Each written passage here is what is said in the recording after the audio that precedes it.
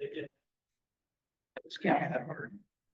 I can't. There we go. All right. You know, I'm gonna say, it's not like it's a test, but it's a test. Let's see how many people show up.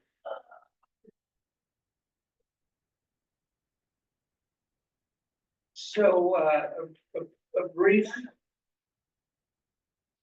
introduction before we begin formally. So interestingly, so some of you met my wife Kelly Vogt back here, who also happens to be in the real estate business with all of us and myself and my son. The reason I bring that up is because once upon a time, way back when our kids were little babies, she used to run a team outside of real estate, and she gave like these amazing sales presentations. Amazing. In fact, a lot of my success in dialogues that I've used in my career, I attribute to that young lady back there. So one night though, she came home from one of her team meetings and she was a little bummed out. And the reason she was bummed out was because she didn't have a lot of attendance. People were saying, "Oh, you're awesome, you're wonderful, you're wonderful." And she didn't have it. So all I said to her that night, I said, "Honey, it's not because you weren't awesome, whatever, life happens." I said, "But just remember this, whoever shows up, just make sure you show up for them." So you can sort of live by And that whoever principle. shows up, it's perfect. It's how it's supposed to That's be. right, that's right. So if it's 1 or 100 or 1,000, we're gonna have some fun and education and do some thinking out loud together and solve solve the world's problems. Yep. Well, maybe not that last part. Well, we'll solve our world's problems.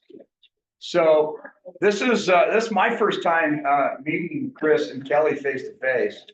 And, you know, when we started a few weeks ago, I mentioned how much I loved my last broker of record at Avenue Wade, Abe Matar. Well, now I feel, and I still love Abe, but Abe was like a cool broker starter kit. And getting to meet and work with Kris is the real deal. And so often a broker of record joins a brokerage or a company because they got to have a broker of record and they get a paycheck and maybe they do some file review, maybe they don't, but you don't call them. They don't help you with anything. They tell you to talk to your manager. They tell you to talk to your office administrator, your operations. Wow.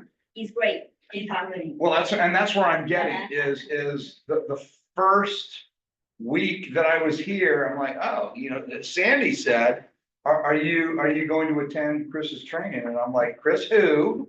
And what training? She goes, Kris, our broker. And I'm like, he's doing the training? She goes, yes. And it's starting like 9 seconds ago. And it blew me away. It was a fantastic training. And it came from years of experience and it came from the heart. And see, there's a difference between being able to read a document and look at a document, read a document, and tell you what the document does and says. So the boring element of paperwork, I have no interest in, and I don't think Kris does either. So we want to bring it to life. We want to help you guys be the best agents that you can be, because realistically, you pay all the bills. So you pay us, and it's all what you want. And I'm thrilled that you know, Kris said he was going to be in town. I said, let's do a roundtable, and he's like, hell yeah, let's do it. So here we are, and I'm excited. By the way, we have no agenda. We did not talk about a subject or a topic at all, even just now before the meeting. We just came in to help our agents, talk to our agents. So and there was something that came up in the office meeting this morning that I said that could be a good topic for the roundtable. Was that you, Joseph, that had something that I said that to? I don't even remember. And of course, I always think I'm smarter than I am. I didn't take it out. It was just something in the meeting. I said, this could be a good topic for our roundtable at 2 o'clock. No. Go back and watch. That's okay.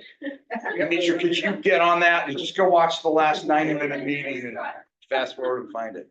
So here we are. So great to see everyone. So I'm gonna sort of tee up some thoughts that I've had, and just so you know, and by the way, Scott, I appreciate that. So it's interesting, Kelly and I were sitting in the conference room having a conversation with Scott, before now, getting to know sort of his journey, getting to here today. And it was funny because it was like one of those movies where like these two people cross paths and didn't know they crossed paths. So Scott in his world, in his cartoon bubble was going, who's Kris? And in my cartoon bubble, at the same time, I'm going, who's Scott? And here we are, right? So, so interestingly, it does turn out we've won the same year. And interestingly though, there is a lot of commonality. And so when I jumped in the first team meeting with Scott, I had my little, cliff notes that I was going to go through on that meeting that day. And when Scott started to go, I was like, oh my God, because that's exactly the alignment with I'm going to be sort of touching on today. So it does appear there's some alignment here, which is really cool. Because what I don't like to do is come into an organization and try to convince people that, this is the way, right? So it's really nice when you have some common thought about things in the world. So what I've been thinking about most recently is the hotel business, hotel business. So I want to start by asking everybody this question. What is the core function, the core purpose of a hotel? Why do they exist? I love you. Customer service, I heard. My son's a hotel. Isn't this crazy? I'm looking at you. So by the way, her name is Kelly. I call her Kelly, honey, sweetie, Mrs. Vogt, just so you know, I'm talking about the same person. And so by the way, we've known each other forever, almost, with the exception of the first 4 or 5 years of life we met in kindergarten. And then later in life, we got in real estate business together. It hasn't been that way the whole time. So we're not that couple that talks about real estate all the time, but we do talk about real estate. So knowing we were coming down here, we began to talk about some things, and we do some thinking out loud. And by the way, she and I and my son Kyle, who's also a broker, we practice together. Okay. And so that's relevant because as we continually think about what our job is and how can we get the real estate consumer to understand truly what our job is. Kelly and I, as we were driving, we stayed a couple nights up in Pismo Beach, had a great time. And as we were driving out the 101 heading here, we had this conversation, what's the core function of a hotel? So I appreciate your answer, customer service. Any other thoughts about the core function of a hotel? Oh, to provide lodging. Thomas, Right. what's the model? Okay, so Thomas said to provide lodging. So here's what I'm going to say. You got to have a bed in the room. Do you agree with that? Yes. So by the way, young lady, what's your name, first name? Joan Henry. Oh, Joan. Joan. Hi, aw. Thank you. Good. So much. Okay, Joan and I go way back to the dynasty days. Joan Evans, get it? Okay. We get it. Okay. Some of us get it. Right, okay, so we look at what's the core function. It is, so service, by the way, is critically important in any business. But what I want to suggest is it's the icing on the cake, is not the cake.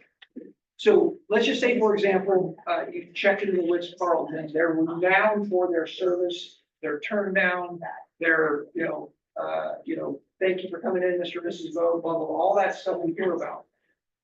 And if we checked in and they gave us the nice sparkling wine, the whole bit, and we ended up in the room with no bed, what would we think about that hotel? We wouldn't say, well, but they had great service. We'd say they didn't have a freaking bed in the room.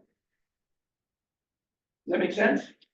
So the core function of a hotel, whether it's Motel 6 or some of the top echelon, right, the Ritz, some of the finest boutiques in the world, the one thing they all have in common is a bed in the room. Okay, But what distinguishes the Ritz from Motel 6, generally speaking, are two things: price, and then amenities and services and all those sort of things, as you said, right? Hospitality, right? The experience. Right, so the experience. So our goal, so I'm gonna ask you this question now. Now, this is the fun one, and this is the question that our industry, in my humble opinion, struggles with beyond belief.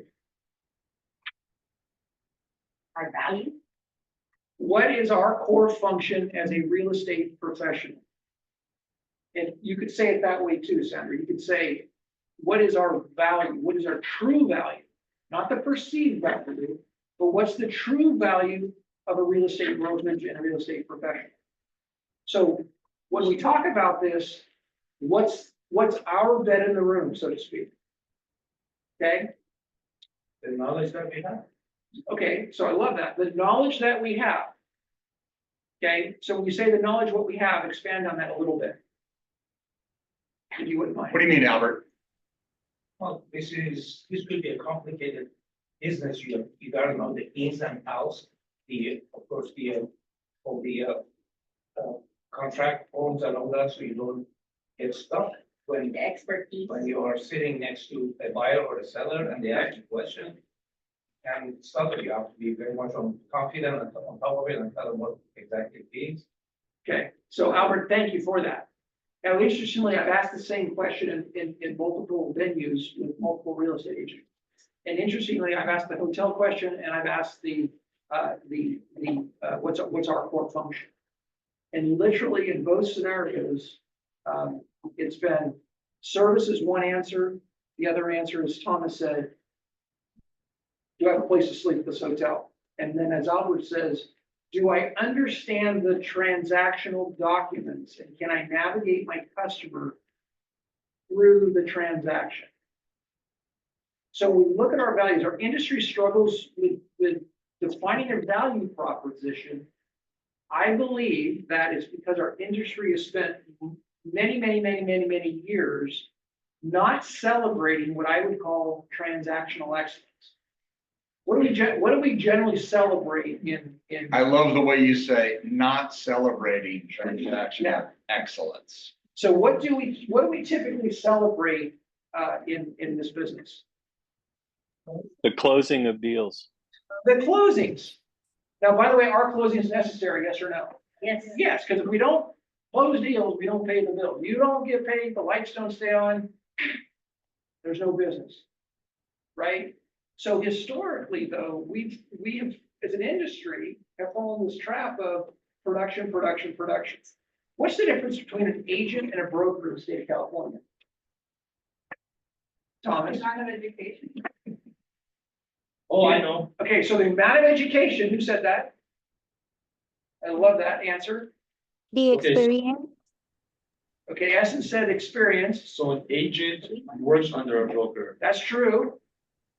The amount of, The responsibility, Albert said. yeah, legal responsibility, the amount of legal responsibility a broker has is greater than that of an agent. So. And a broker can represent multiple agents under their company. That's true. Please don't mention the liability part of this with my wife in the room. Sorry. No, I'm just kidding, right? No, those are all really great answers. And here's my, I have a goal to not be flippant, and sometimes people say, hey, it's somewhere between funny sometimes and flippant. Here's a flippant. The difference between a broker and agent in California is 50 questions. 50 questions. So understand this. And understand in the world of flippant, if I was in the room, I would have yelled 50 questions. Okay, 50 questions. So now that's a little bit of an exaggeration because we do have to take some open book additional tests. Wait, haha. We must have 2 years of experience. Now let's think about that for a second. Is that good experience? Bad experience? What? Experience. Okay, then you take the same exam plus 50 questions. Now you must pass this time with a C instead of a C minus. And guess what? You're a broker. So good news, you can get to be a broker really quickly. The bad news is you can get to be a broker really quickly. Does that make sense? So what I want everybody to understand is just because I'm the broker, I'm never going to give you the answer. Well, here's what it is because I'm the broker. They say so. What I'm going to say is, so first of all, what does the contract say? What have the parties agreed to? The principles, and then what does the statute or the law say? Now, I might give you an opinion about practice, like here's what we say in that situation. I was talking with Cal this morning, and he's a lovely guy. He is. I talked to him for an hour. Yeah, that's right. Luckily, I had time. Right. So I said, look, Tal, so that's where I might give you an opinion. I might say, here's how we practice this certain situation. But it's never my opinion, for example, what does the law say about the rescission period of the receipt of transfer disclosure statement? That's not an opinion-based question. Because the law says, here's what the answer to that question is. Does that make sense? Okay, what happens if this happens? That's not my opinion. It's what paragraph 11 or 14 or whatever in the real estate purchase. Okay, now, what I'm going to also then contend, so that at the end of the day, our true value is understanding, and I love what you said, Albert, is understanding that gosh darn little thing in the jig called the real estate purchase contract and all things associated with it. Now, here's the challenge. The real estate consumer doesn't know that. Is there a difference between real true value and perceived value? Yes. Okay, so do you know any agents in the marketplace that do lots and lots and lots of business and they're really crappy real estate agents? Yep. Okay, every market has them. Oh, no, you raise your hand. Don't raise your hand for that question. Okay. So what I want to impress upon us, and you're going to hear this over and over again from me. I'm a big believer that repetition, positive repetition yields greatness. Okay. So if you're doing something positive over and over and over and over and over again, you will become great at that thing. I think you mentioned 10,000. 10,000 reps. 10,000 reps. And 100 hours a year of focus. Okay, now, here's the great news. How many of you watched the Olympics? Okay. Let's see, I think Noah Lyles actually won the 100 meter, right? Does anyone know that? Okay, but in that 100 meter, the difference between the gold is like, Yeah.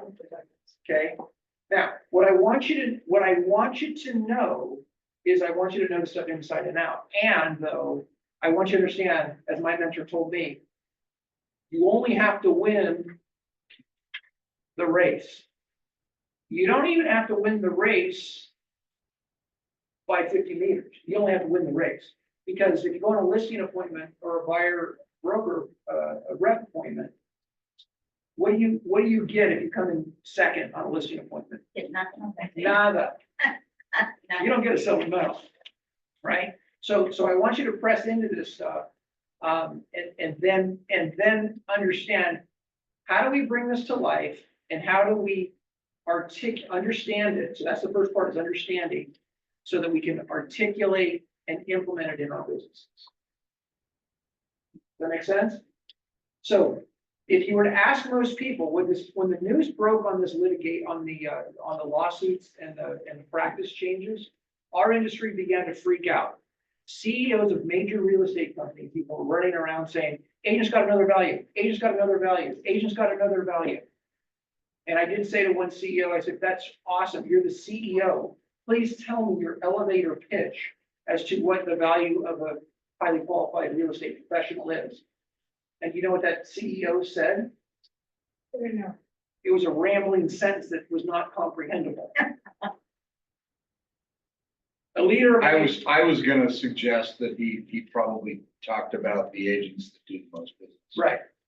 Okay, so. That's how brokerage tends to measure good agents, is who closes the most escrows and does the most business. And that's a terrible way to look at it, guys. So what we've become, in my estimation, and by the way, a lot of this is the consumer's fault, because they haven't asked agents the interview process very good questions. like, do you know what the heck you're doing? Okay, maybe they see lots of signs in the marketplace, maybe they see your, you know, your ad, maybe they see your social media, and you win the popularity contest. And then they realize, uh-oh, I got somebody who actually might sell a lot of real estate but doesn't actually know what they're doing. Does that make sense? So my goal in this, as I work with you ongoing, is to get you to internalize all of this so that you can explain to a potential buyer who's a little dazed and confused right now. I mean, I need to sign an agreement with you or I have to pay you? You know, my aunt bought a house 2 years ago. They didn't have to sign a stinking agreement to pay their agent. They didn't take any money out of it. How does that work? So it's, I think, always been important for us to articulate and demonstrate our value, our knowledge, our skill, our abilities. It's always been important. And I believe in the market that we're in the world that we're in, it's more important than ever. Because now we're asking buyers to sign the contract. Because at the end of the day, by the way, when they sign that agreement, what are they agreeing to do? Pay you. You are now obligated to pay me. That's what the document says. Now, there's a workaround at this point in history, right? We could write an RPA, residential purchase contract, check 3G3 at their instruction, include the seller payment buyer broker thingamajig. And the seller says, okie dokie, fine, and wow, they didn't have to pay you. Okay, so what we're going to continue to practice together when we talk about presentations, whether it's a listing presentation or a buyer's presentation, because at the end of the day, we're selling the same thing. So Mrs. Vogt and Kyle and I, that's our son, when we're on the listing side, what we say to customers is this: the job of an exceptional agent is threefold. What is it, buddy? Vogt. Marketing, negotiation, and transaction. Okay, so we tell the sellers it's marketing, negotiation, and transaction management. Now, here's the funny thing about this. I hear you all have a fabulous marketing person in this market center. Is that true? Oh, yeah, Where? Yeah, she's right there. Okay, I heard that about you. Yeah. I love you. Okay, so here's the deal. Utilize, Anthony, everything you have to make your package as pretty as you can. And we have very pretty packages. And we tell the listing side, the job of an exceptional agent, the job of a highly qualified real estate professional is threefold. It's marketing, negotiation, and transaction management. And by the way, we have fabulous marketing, we have fabulous photos, we have fabulous video walkthroughs, blah, blah, blah, blah, blah. Now plug your ears in this next part. Then we lean in with our magic book, that we call it, and we say, this is not how you choose an agent. See, the real estate consumer for years has been following for the marketing. He or she who has the best personality, you know, whatever, and has the most fabulous marketing, they get the signature. Now, here's the funny thing. Well, the real funny thing is everything you're touching on, we talked about in the meeting this morning. Oh, So, really? Okay, yeah. cool. Oh, Yeah, no dress rehearsal for this. What's that? No. yeah, no, Yeah, I mean, one time, and what I said in the meeting this morning, Stuck in a traffic jam. in the meeting this morning, I said, if you have the most beautiful listing presentation book in the world and you break it open during that listing presentation, you're not getting that listing. Because they're not there for your listing presentation. They're there for you to reassure them that you're not going to take advantage of them and that you can get the job done. Right. So use the fabulous marketing. Make sure you hear me on this. Use it. Use it in your buyer presentations. As good as you look, well, don't use the picture from high school, but you know, right, you make yourself look really good. And we've talked about the steak versus the sizzle. We want you to have great sizzle, but we want you to have some meat on the bone, some real steak, right? So that's on the listing side. Now the question becomes, well, what is the value of an agent on the buyer side? Okay, so Kelly and I keep talking about the commission of 70. I rounded up to $75,000. The commission instruction I signed earlier this week was for 74,000, which, you know, where I come from, that's pretty decent chunk of change. If I said, hey, Scott, can I borrow 74K right now? You know, oh yeah, hang on, buddy, here you go. No, that's a decent amount of money. Would you agree with that? Okay, so That's an amount of money that Bill Gates would pick up if he saw it on the sidewalk. right, there you go. So we've been sort of talking about that number. Okay, and that's an arbitrary number, by the way. I could talk about 5,000, because, 5,000 relative to somebody who has no money is a lot of money, right? So it's all relative, but we've been playing with that number. I think our average commission is, we're in our marketplace, we work right around 15,000 a side, okay? So what we're looking at as practitioners is what of our value of that 75K, what, if you were to chunk that up, so I'm representing you as a buyer, what percent of that 75,000 would you say is from you putting them in your car and showing them property? 2%, okay? What about setting them up on property searches on the internet? Okay, now, by the way, just so you know, and y'all know about Zillow? Okay, so as a consumer, I can go onto Zillow and set up my own search. Okay, so as much as our industry has had this challenges with Zillow, often when we're going around the world, hey, I wonder where houses are, I go to Zillow, right, because that is what the consumer does. I do the same thing. Right. So here's the question. And by the way, all those things, those two things that I just mentioned are known as functionary tasks. Okay. Has anyone ever dug a ditch, literally dug a ditch? Anyone here? Okay. Yes. Can that be hard work? Yes or no? Absolutely. Oh, yeah. Backbreaking. So by the way, our ditch diggers, generally speaking, the highest paid people on the planet. No, and there's a simple reason why. It's a functionary task. It's a vital task. It's an important task. It's a worthy task. Okay. We live on 5 acres. I have irrigation, and most of I put it myself. Every now and again, a 2-inch piece of pipe, 36 inches below the ground, will break. And guess what? You know who fixes it? Me. So I understand how digging ditches is put, but trust me, it's a worthy thing. And it's not the top paying rung of the ladder. So we look at our job and see the consumer doesn't know this yet. They know it when there's a problem and they've chosen the wrong agent who has no clue what they're doing, or they've closed escrow and now there's post-escrow issues. Okay.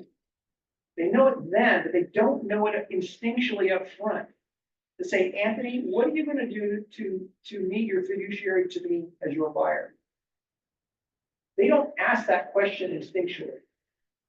They don't say, hey, let me ask you a question. What's your knowledge of paragraph 11 of the real estate purchase contract? Has anyone ever been asked that question by a real estate customer? Okay. Nobody has ever been asked that question. No. So well, people hang around me too, because I'm weird, okay? So when I say bring things to life, that's a little what I'm talking about. So as crazy as it might sound, you might be thinking about, what the heck is paragraph 11? Does anyone know? I bet you Thomas knows. Who knows what paragraph 11 is roughly about? Okay, that's in the real estate purchase contract, and it talks about statutory and other disclosures. And it's about this long in the RPA. Okay, talks about statutory rescission periods. It talks about the documents you're supposed to receive by an HOA. Blah blah blah. It talks about when a TDS is required, not required, and NHD is required, what the rescission periods are, what your termination rates are based on receipt of those documents. It's chock full of vitamins, as your mother and father might have said. Okay. So the question is, how do we bring that expertise to life? And that's some of the conversation we're going to have this afternoon about how do we get the customer to view the transaction differently than they have historically. Because typically when the only time the consumer is really thinking about the transaction, it's kind of like when you have something go wrong at your house and you're going, I wonder if my insurance policy covers this. Or your car breaks down the side of the road and you're thinking, I wonder if the warranty covers today. Am I out of my warranty? Real estate consumers do not think about the transaction, meaning the transactional documents. and the disclosures or anything until there's a problem. Does that make sense? Can I give an example of this? Yes. I'm gonna guess most, if not all of you have received the phone call. Somebody that you talk to that chose to work with another agent, then they get into a transaction, something goes sideways, and who do they call? Yeah. Calling you, and the first thing they say is, my agent doesn't know how to help me with this. My agent doesn't understand this. My agent doesn't know what to do. So I try to distill everything down to the basest elements of it. And what it comes down to is you get what you pay for. And people don't understand value if they don't understand the product. So you can look at a product on Temu or Wish and think it looks really great. And then when it shows up, you realize that it's a low rent knockoff of the product that's 80 times more. It's not $3. It's $250 for the one that will last forever. So for many years, what I have said is the best is always cheapest. And I mean that in the long run, because if you buy something cheap, it will wear out, it will break. You know, the pipes that you put underground, if somebody made a higher density ABS pipe, I'd be willing to bet that Kris would spend the coin to buy those so he doesn't have to go dig up an irrigation pipe that broke.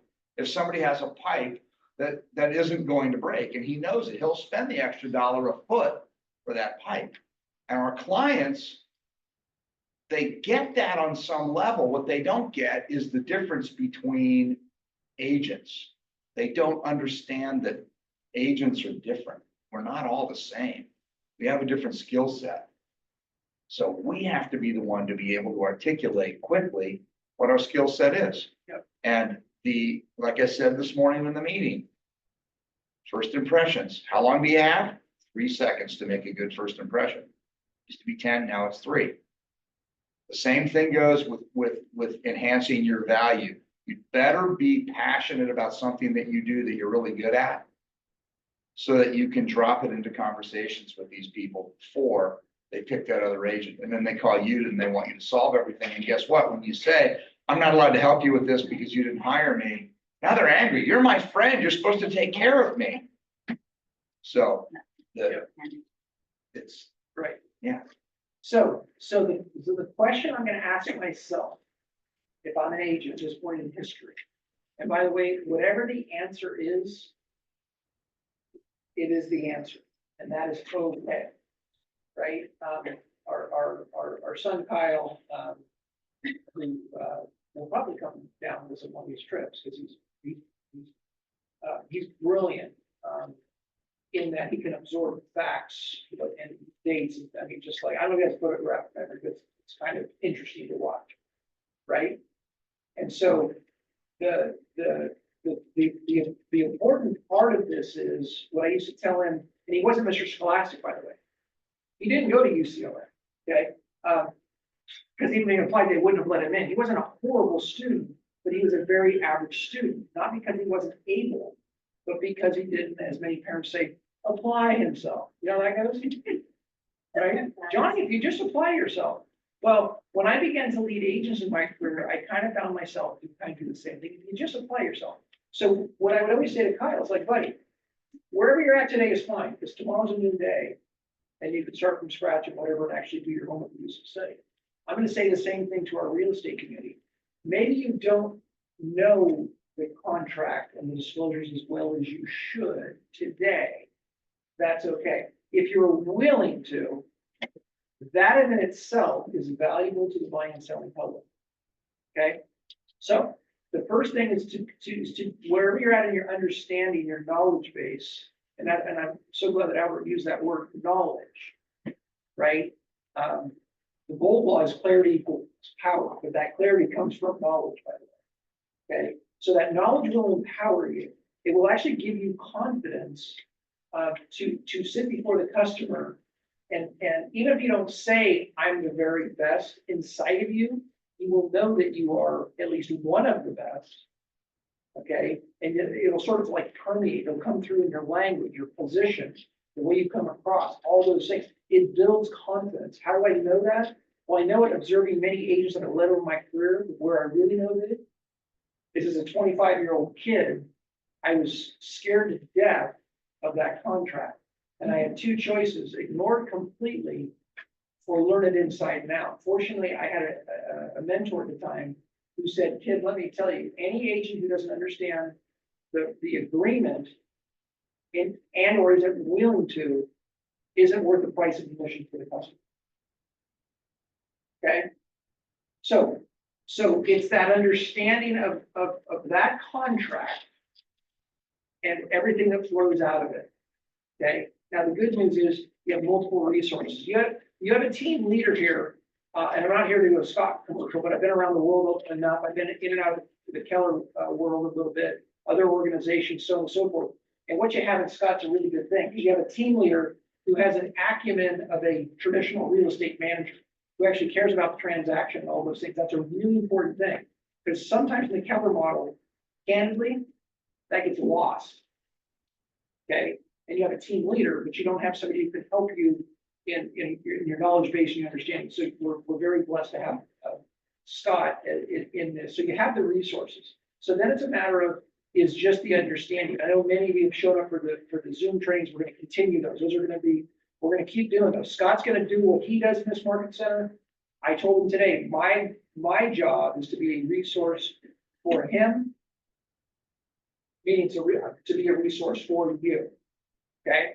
So it's going to be a lot of rinse and repeat, because you're going to know the contract inside and out, so that when you're at an open house, you're talking to a friend at the cocktail party and they bring up real estate, right?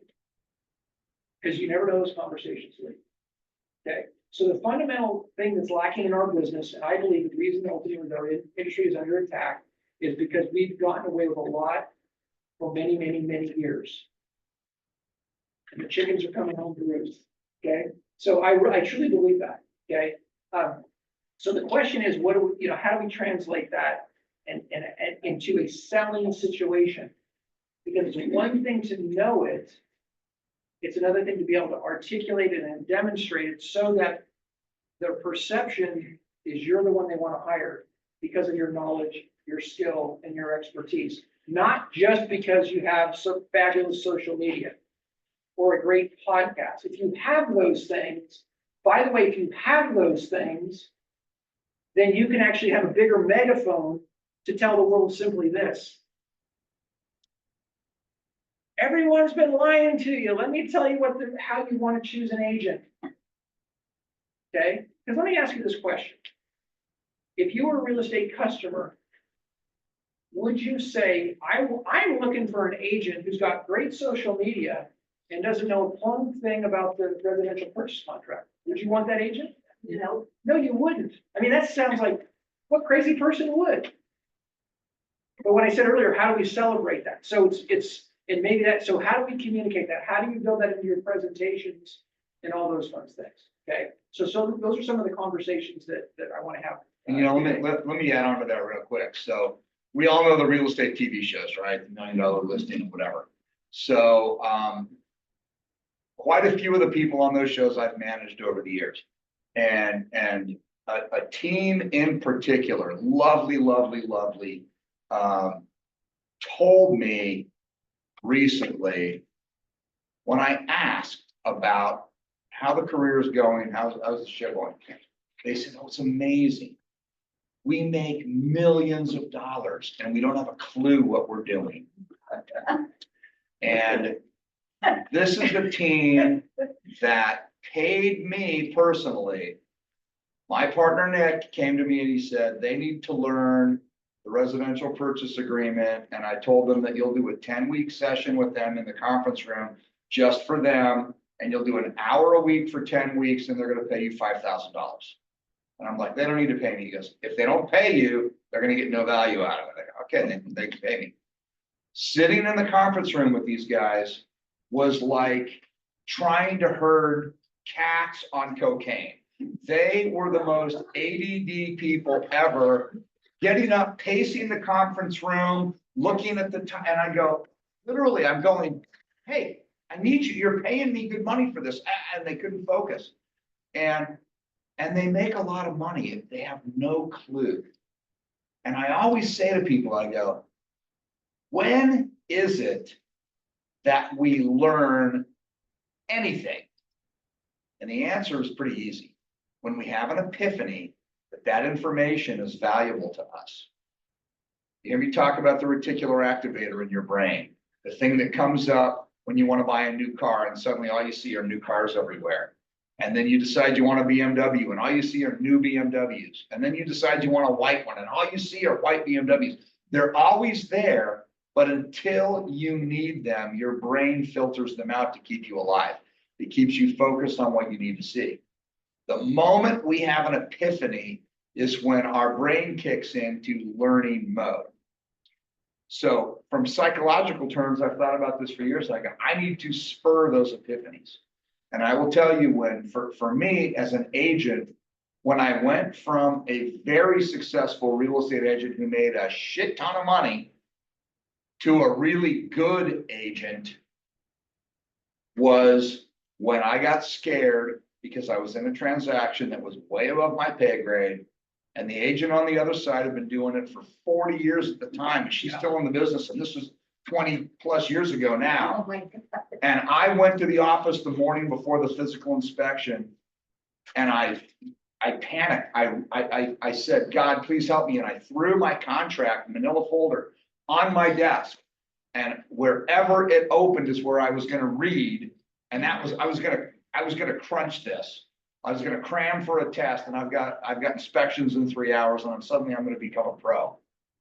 And some of you have heard this. What I picked up and read was minimum mandatory government retrofit standards. And I'm like, God, this is not what I'm looking for. Like, I need pearls of wisdom here, not mumbo jumbo in the contract. Minimum mandatory government retrofit standards. And I stared at this paragraph until I looked at my watch and, man, I got to get over to the park in Century City and go deal with my condo. And I zipped over. And wouldn't you know it, we're there, the agent representing the buyer, and this woman was the toughest buyer you could ever imagine. Self-made, like multi-millionaire, and she was A1 right down the middle with everything. And her agent came to me and said, you know, Scott, there's 7 toilets in this condo and none of them are low flow. And she goes, the cheapest toilet here is $3,500. And then she started the finger wag.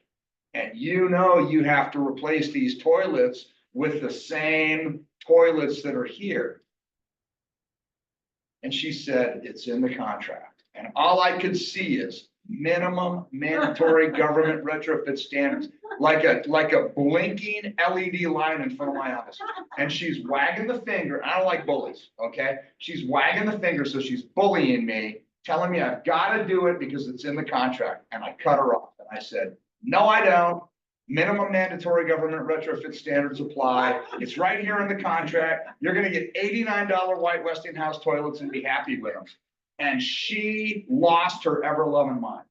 And she's, yeah, you have to turn the property over in the same condition it was on the date of acceptance. I said, right, and that's here in the contract. And then retrofit comes after that, which modifies the agreement and adds this term, minimum mandate. And the more she flipped out, the calmer I got. It's like my Zen moment. Her buyer had already left. She storms out during the inspections. And I collapsed like a limp rag on the couch. And I'm like, oh my God, what have I done? My career is over. So now I'm really crunching my contract, right? But I've had the epiphany moment. The epiphany is, holy crap, this stuff matters. And the more I read it and looked through, and I looked at the part in the contract, it used to be paragraph 5 where it talked about turning the property over in the same condition as it was on the date of acceptance. Yeah, but then later on, it talks about the retrofit. And I think I'm right. This is here. And then this is a separate term. And the more I read it, the more convinced I was right. I get back to the office and I go into my partner, Nick, who's the manager, and I go into his office and I just show him, I go, what does this say? And he puts his cheaters on and he reads it and he goes, what do you mean? I go, what does it mean? He goes, well, I don't know. Give me the context. So I tell him the context and he goes, oh, no. You have to turn the property over in the same condition. I go, yeah, I get that. But that's here, this is here. Nick, by the way, 27 years as the presiding officer for the Professional Standards and Ethics Committee. He was the Supreme Court for real estate arbitrations in LA. And he looks this over and he goes, my God, he goes, I think I've done that wrong all these years. He goes, I think you're right. I go, no, I'm right. I go back to my office and there's 27 blinking messages on my phone, on the desk phone from this agent. And I hit play and the first one is yeah, you have to delete next. By the 27th message, I'm just hitting 3, delete. It was, hey, sweetie, I'm wondering if maybe you could talk to your seller and maybe find out. And I'm like, gotcha. You got it. So her commission would have been more than absorbed by the cost of the toilets. The 7 toilets were going to be about 40 grand. She had a $50,000 commission, $75,000 commission. 50 of it was going to go towards toilets if I didn't get her the toilets. So I get on the phone with the seller's chief of staff. He couldn't care less about the toilet. Put the most expensive toilets made in the house, we don't care.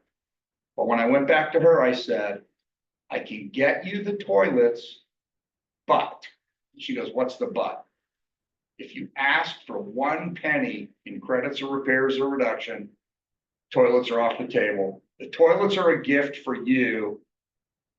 And they never asked for a penny. And that was the day that I went from being an overpaid agent, selling a lot of real estate, to studying our contracts, because I went, if I had a client that was a mortal here, like this guy was a multi-billionaire, he was retired, he didn't care, he had no heirs, he didn't care.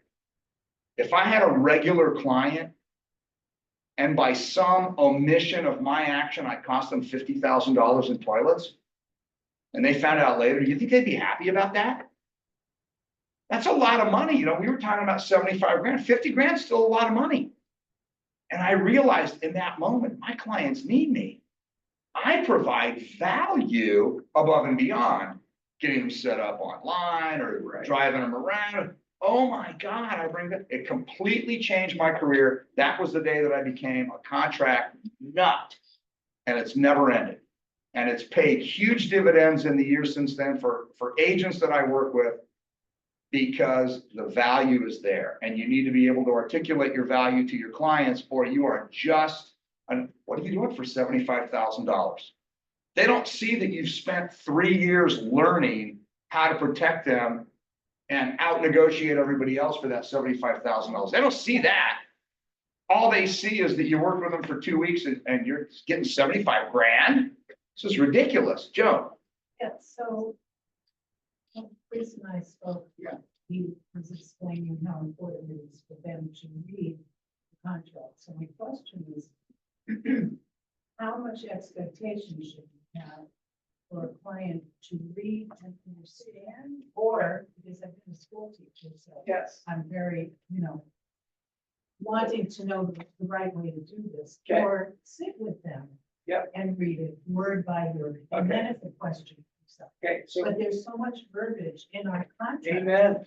that it's great. I Sure, agree. we want them to read and understand. So I everything. agree. I don't even I, don't say that, understand. So I love the question, and I'm gonna tell you why, and I love that you just mentioned your school teacher. Yeah. Days. Okay, so by the way, let's pretend for a moment, as a school teacher, what grade do you teach? I taught everything from pre-K to college. Okay, so let's say, let's pick on junior hires, because, boys are in puberty and it's a mess, right? Yeah.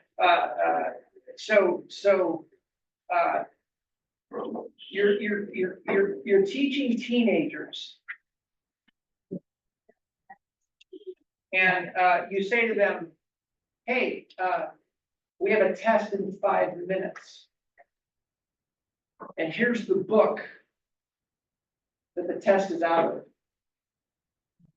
What would they be thinking at this point? Crazy, start throwing. They'd be going, that's not right, that's not fair. You're gonna give me a test? You're gonna expect me to know this book and you just gave it to me?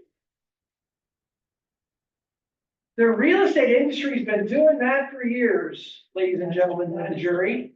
So I love this question because I'm gonna give you a step-by-step how to, the definition of doing that, the definition of excellence is doing the best you can with what you have and the time allowed. Okay? So what I'm gonna say is this, and my brain is going cuckoo right now because of what Scott said about this retrofit. So I'm gonna get back to, I'm gonna join these. So do not let me go off into outer space, because honey, can that happen sometime? Yeah. Yeah, okay. So I'll go with you. so ironically, on retro, we're closing deals right now in market centers where, Scott, I used to swear a lot as a child, and I don't swear much anymore. So I say, Scott says the S word, I say P word, poop. The poop show, right? So we're closing deals in the world right now on this retrofit and city of LA ordinance and San Fernando Valley and blah, blah, blah. It is a poop show right now. It's all over the map. Okay, so one of the things that I've already done, does everyone know Jeff Kahn here? You know Jeff? You know Jeff Kahn yet? Okay, he's your legal counsel, by the way. Oh, no. Okay, so I'm having continually conversations with our legal counsel. Yeah, that's it. Okay, so that many of the issues that our market centers have been facing that I've stepped into, that I can give you all better clarity so that you have a step-by-step process around best practices, so that when you're saying a buyer or a seller, you're not winging this retrofit thing. Because I can tell you right now, that is the standard practice in the industry. Well, it's winging everything. It's winging everything, right? But that's what Jeff was just talking, or excuse me, that Scott was just talking about is so laden with litigation, it's beyond belief, okay? So what we need to be doing, so on the listing side and the buyer side, in our pre-listing package, in our pre-buyer appointment package, we had a little piece. On the listing side, it's called 10 questions every seller needs to ask an agent. On the buyer side, it's 10 questions every buyer needs to ask an agent. Okay, and one of the questions that I would be asking a buyer if I knew is, hey, Mr. Smarty Pants, Miss Smarty Pants, how do you protect my agent, my interests as it relates to retrofit in the city of Los Angeles? Okay, because it's a double-edged sword. If you're a buyer, you want it one way, seller the other way, and then the law says, or the ordinance says something that we need to pay attention to at the same time. Okay, so there are questions like that. If you can get a consumer, if they're talking to you, and they're asking, well, how did you do this? Hey, you're buying a condo. Hey, what do you do to make sure that I get all the things that I'm required to get? What are your sentences that? So 10 questions. So if we can get the consumer to ask better questions, okay, that's going to increase the probability of them using us and paying us more because we're demonstrating competency. Got that? Okay. So every time you come up with something, and I love the word Scott used, an epiphany, a sudden moment of revelation. That's where you go, oh, there's a question that I need to put on this. Because if I were a consumer, here's a question I would ask. Does that make sense? Okay, so it's not just knowledge for knowledge's sake. It's so that you can get consumers when you're at your open houses. I would have that piece, by the way, at my open houses. Hey, Mr. and Mrs. Consumer, here's questions every agent ought to be asking. The overarching question is, how do you, Mr. or Mrs. Agents, protect my interests as a seller or a buyer?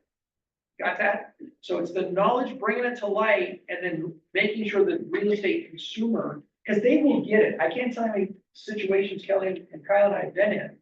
When we go through that, they'll say something like that. Oh, well, I'm an engineer, or I work at the airport, or whatever. And they'll say, and we have checklists and procedures that we follow, just like you do. And they're talking to us. Okay? So those are things, when you get those and you see the mumble jumble on the deals that you're in, that's where you go, like excuse my expression, the knucklehead that Sanders doing this deal with. Right on that deal, he thinks he knows everything, and he knows nothing, right? Oh, that guy. That guy, yeah, I know, Idiot. right? He's an idiot. Okay, so look, 470 plus or minus 1,000 agents in California. You need to assume that most do not know what they're doing. That doesn't mean they're a bad person. It just means they don't know what they're doing. Okay, and so when you lead generate, your fuel behind your lead generation is that you're gonna save the planet. Your why is you're gonna keep them from signing agreements with, what'd you call him? That idiot. Okay, all right, so I'm gonna go back to Joan's question. So we have a thing called the elephant letter that we've used for years in our practice. And we send it out to buyers and sellers that we are, they may or may not be clients yet. So part of our procedure, we use the very cliche, you can eat an elephant one bite at a time. And we believe the real estate process is very similar to eating an elephant one bite at a time. Now, if you're working with a vegan, don't talk about Don't bring eating the elephants. elephant. Don't talk about eating elephants, 'cause, you know, that's a funny joke. You know, you can eat a large carrot one bite at a time. So then what we say is this. At the Vogt Real Estate, we believe that it's unfair for the real estate consumer to get thrown a bunch of documents at, read, understood, off you go. So what we tell them up front is, here's how the industry works. Create a condition of dazed and confused for the real estate consumer, and here's how we work. So starting today, this is what our email says, or our message, starting today, from the outset, we're going to begin to introduce you to some of the forms and paperwork and disclosure up front, including the rules of the game, the residential purchase agreement, so that when we find that magic property, you don't feel like most consumers do, that we just threw a bunch of paperwork and said, here's your check. That make sense? So you're building it into your system. So it's you beginning to build your knowledge.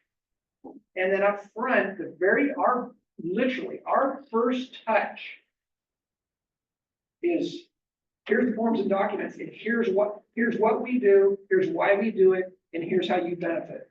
We take you out of the land of confusion and into the land of clarity. That's literally how we message to people, and they get it. They get it. Now, at the end of the day, though, there is a lot. And it's important that we point out that every time they initially sign a document, read, understood, received. I mean, it's almost impossible, by the way, but that is what the paperwork says. So we point out to them, so when our transaction coordinator, for example, we don't just zing documents off to people. We actually put a little love note and we say, as a reminder, be sure to read, review, blah, blah, blah, blah, blah, blah. Because what's happened in our business, again, no offense to transaction coordinators, because we use one. She's part of the team. She's not the captain of the team. So we just don't start firing off documents. We say, oh, by the way, as we discussed early, here's what this document, so on and so forth. So when they're signing in initially, right, it's a bad sign if your transaction coordinator sends out, 85 pages of documents. And they're sent out for DocuSign, and the return is done in like 2.5 minutes. That's proof that they didn't read it. Now, that's their choice. And in court, you will be asked, Yeah, how quickly did Yeah. the document come back, and do you think they read it? Right. So yes. you will be asked. So generally, if you go to an arbitration, the first thing you're asked for when you walk in, even though they already have it, is your agency agreement Yes. and the TDS, no matter what you're there for, because those two things are going to demonstrate if you were a professional or not. If you allowed your client to give you an incomplete TDS, or you gave one to your buyer that you received as incomplete, they already think you're a terrible agent. So the best way around all of this is, A, you got to understand our documents that we use. And you need to send them to your client early as a PDF with the instruction. And the reason I say do it as a PDF, don't hand it to them in paper, is you can't prove when you hand it to them in paper. You can prove the PDF. And a lot of this, frankly, is for your get out of jail free card.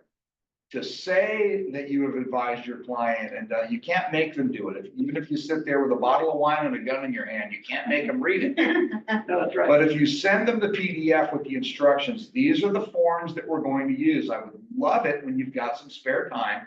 Sit down in the evening, read through these, make any notes that you have, Let me know what they are so that we can sit together with the papers and I can address your notes and your concerns so that you understand exactly what we are doing here. And then when I was an agent, I would take it a step further. I would give them everything up front. And then when we were in the car together, driving around looking at property, old school, they used to get in my car and we would go do that. It would be flashcard time in the car.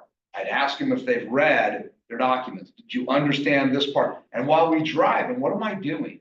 I don't even have it in front of me, and I'm demonstrating my knowledge of the document that they already have. It looks like, and I am, it looks like I'm trying to help them understand it, but I'm really demonstrating they picked the right agent. Right. Okay, because like I said this morning, everything you do needs to be strategic.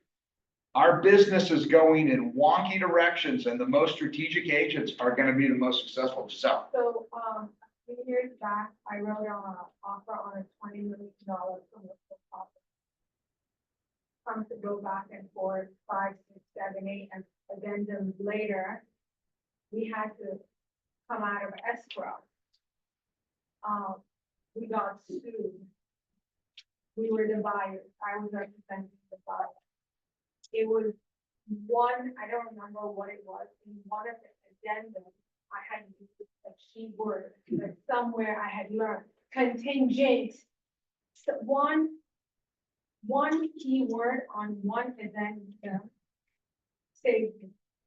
One. Yeah, So this was, or else we had to close on a $20 million property, which, so at the time, we were buying like a huge property for cannabis.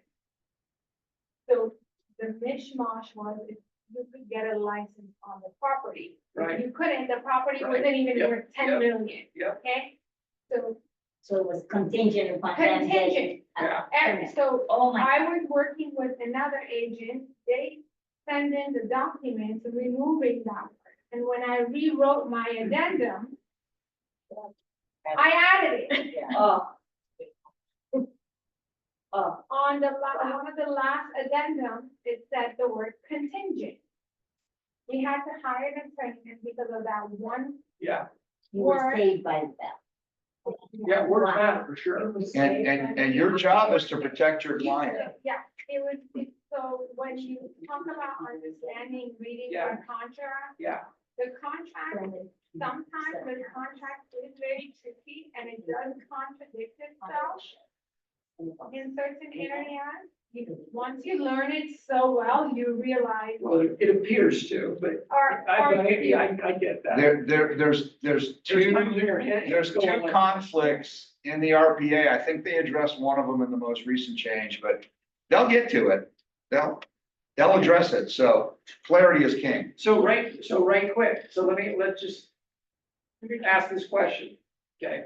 So, again, Kelly and I were talking about the good old days of real estate. So so she got her license in 2011 after our youngest daughter went off to college. It was never part of the plan that, oh, we're gonna be in real estate. I only got into real estate 33 years ago as a placeholder until I could figure out what to do next, okay? But by the way, here I am. So we were talking about, the old days. And in the old days, on a contract, and Scott remembers this, there was no such thing as active removal. Now, if I say active removal now, you might go, what does that mean, active removal? Well, in the old days, it was, the contracts were written under silence as deemed acceptance. Passive removal. So you'd have passive removal, which didn't hold up in courts in California. And then they added a little checkbox, because the industry freaked out. There was passive removal still, then they put a checkbox where you could select active removal. Well, most experienced agents, I am not checking that box, because they've never done it that way. Well, then over time, they got rid of passive completely, and we have what we have today. But there's a lot of agents working today. They don't know that. They will still say to you with the finger wag, your contingencies have expired.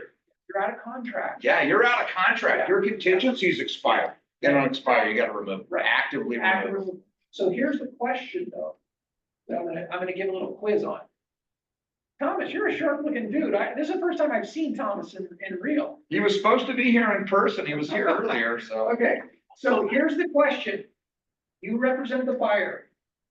And the contract is written for 14 days removal of investigation contingency. Okay? And it's day 14. Okay? What are the buyer's options? We can email escrow and say you don't remove contingent. Notice to perform. So the You're the question buyer. is, you represent the buyer. You represent the buyer. 14 days, contract says contingency to be removed. It doesn't matter if it's for loan or whatever. Okay, the investigation, so what are the buyer's options on day 14?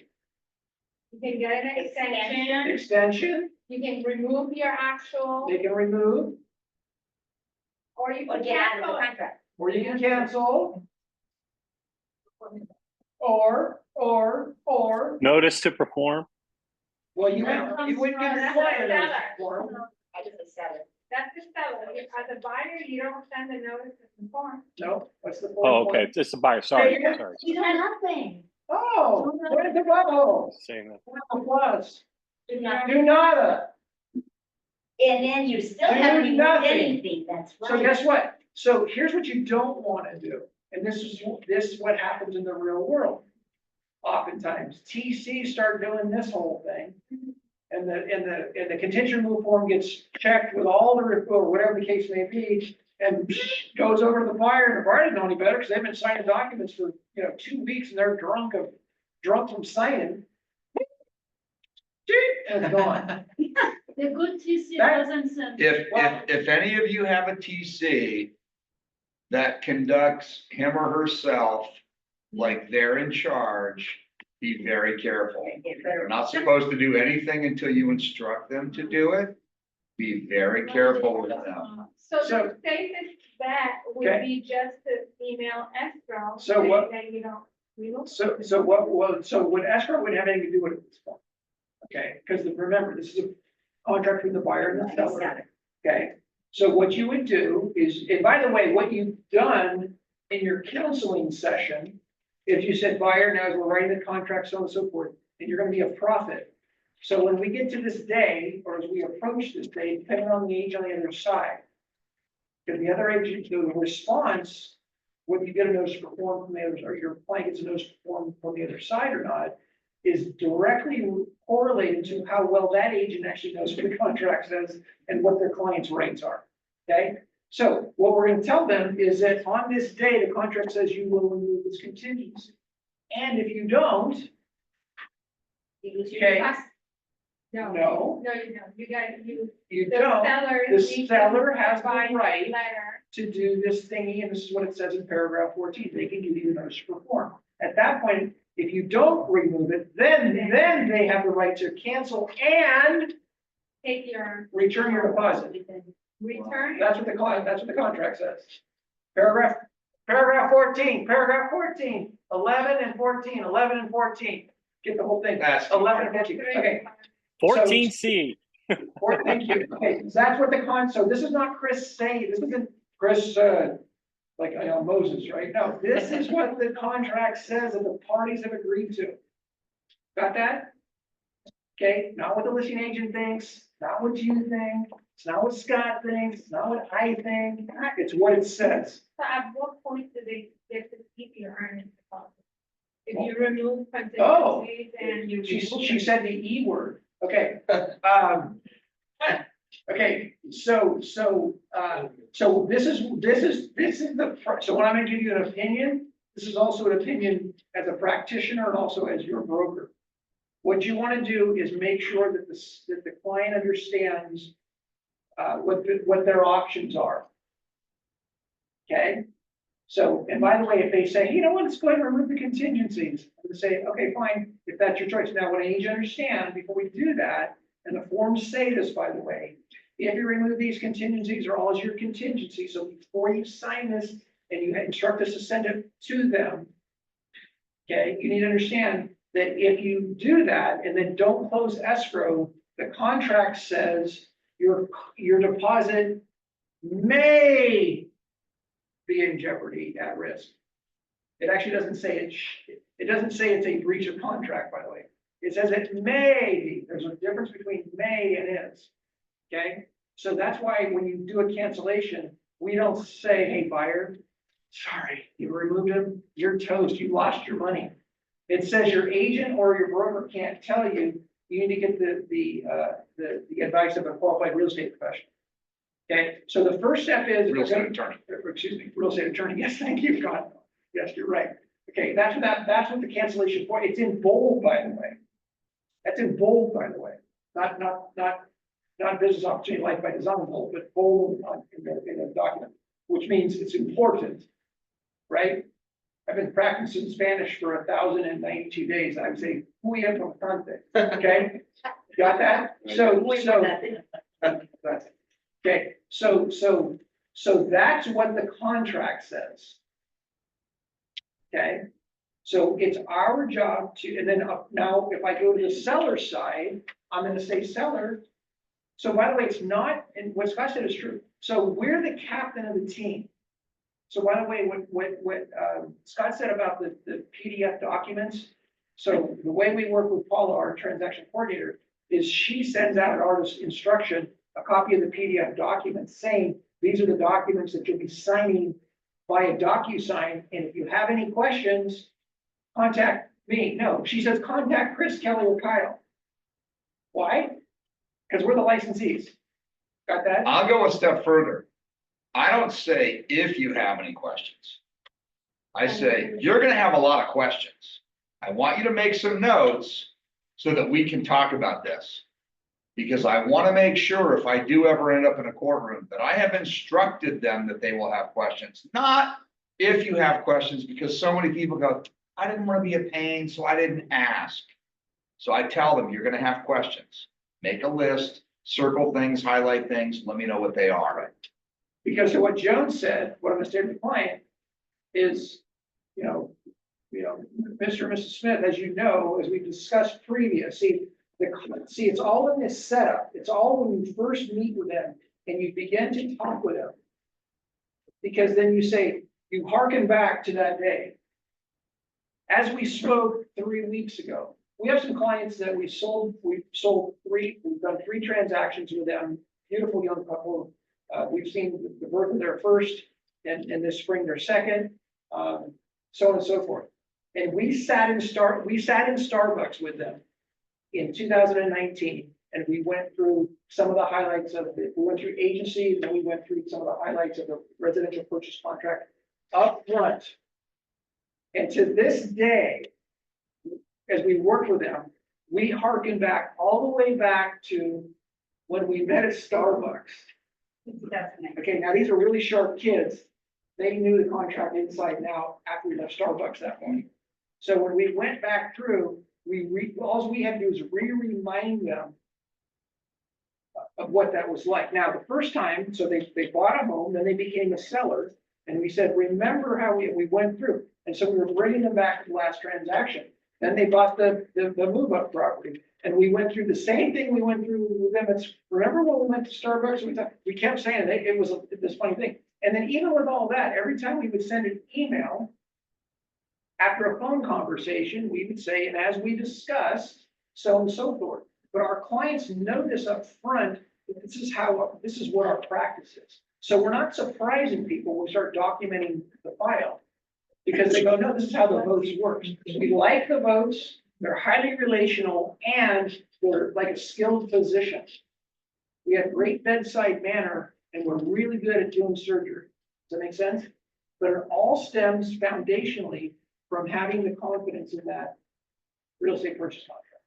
So one of the 10 questions I might ask if I were a buyer is, what do you do to protect my interest as it relates to contingency removals in the contract? Because an agent might say, oh, you have to remove this today. And the buyer doesn't know any better. They sign it because my agent told me so. And that's a loser in a court of law. They will say, why did you tell them that? Well, that's what the contract says. Well, yeah, but if they do nothing, then the buyer, this contract also says the seller has a right to instruct their agent to deliver and perform, and then they may cancel, gives them the right to cancel if they don't perform. Okay? So that's all you're doing is you're bringing all of that to life. That's all we're doing. So the earlier, Joan, we can get this up front to people, the easier it is going to be for them to assimilate it. Okay? Let's go back a little bit. Giselle said something a few minutes ago where she talked about the earnest money deposit. I know this came up in one of Chris's. I geek out. Okay, so understand, in real estate, we speak a language, right? We speak real estate. Our clients don't.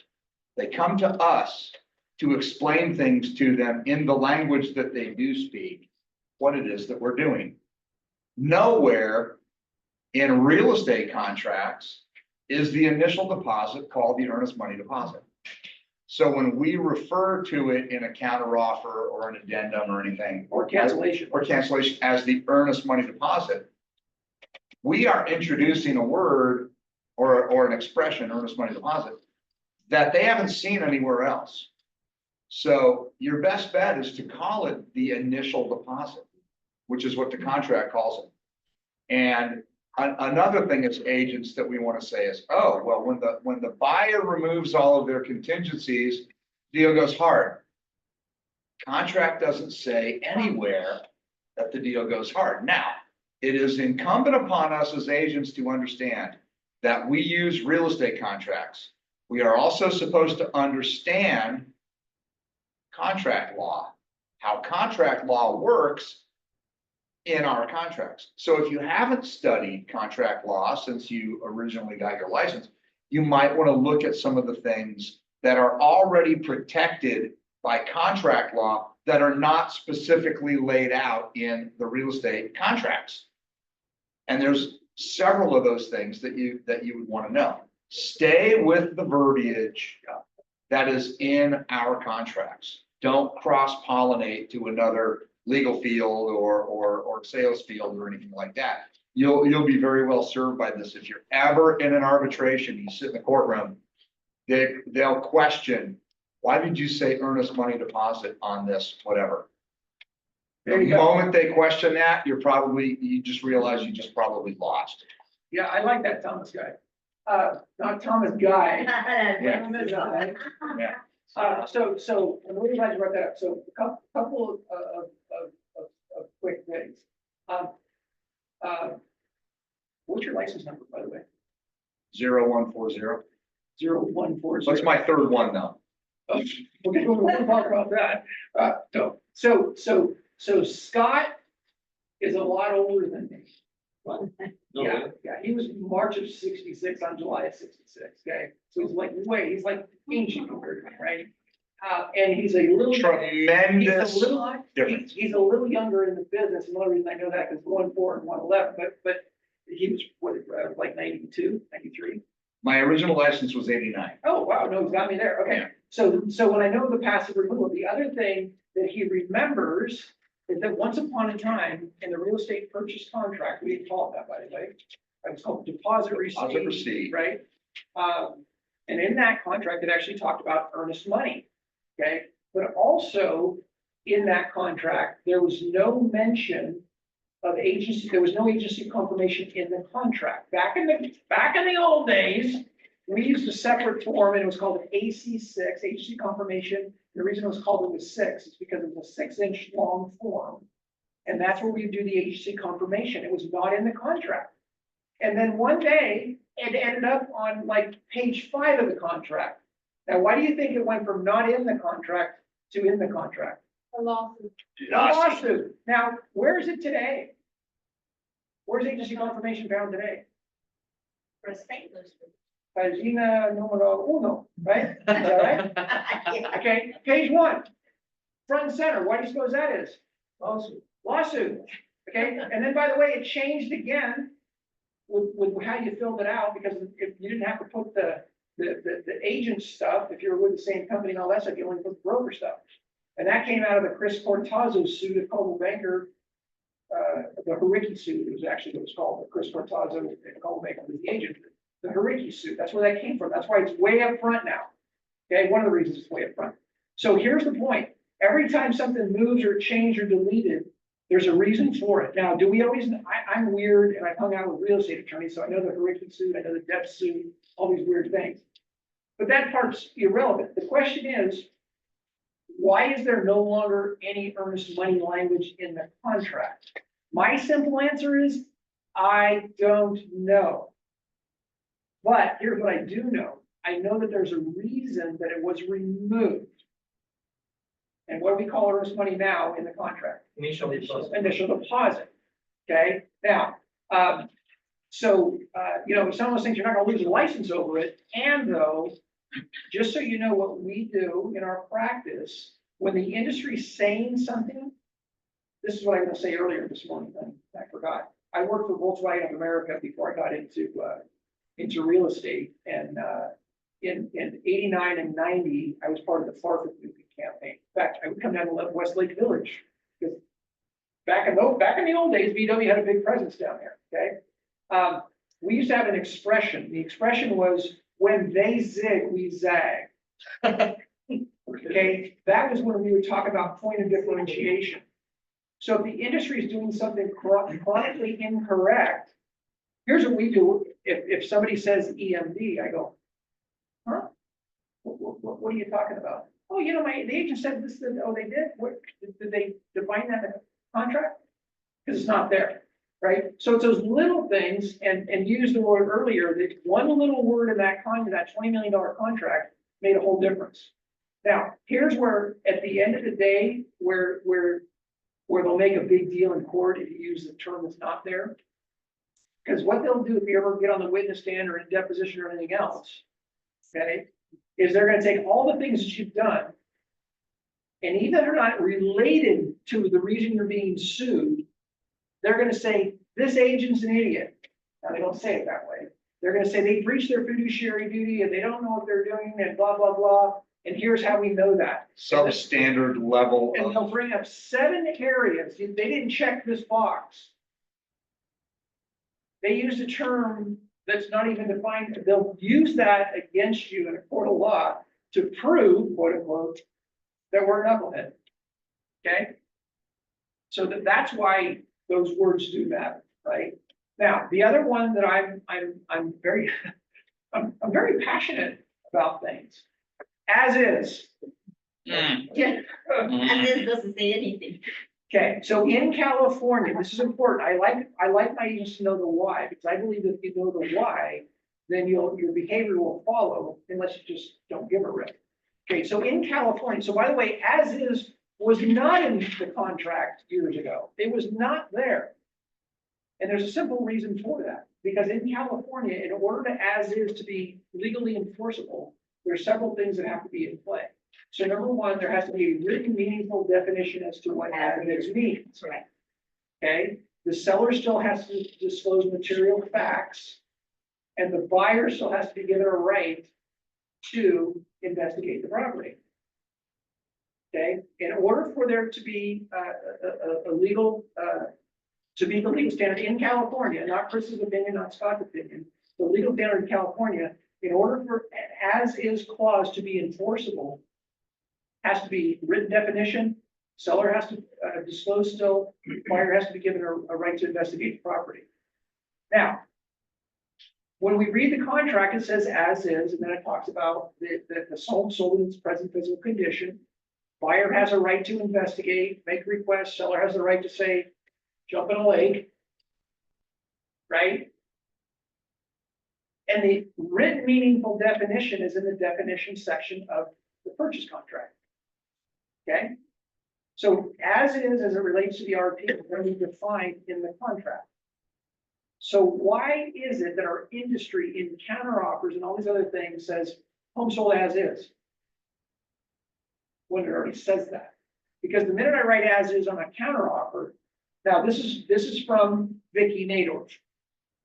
this is gonna be from contract law, but keep going. Vicky would say this, that agent might as well just write, I am an idiot. That was our attorney. That's who I grew up under.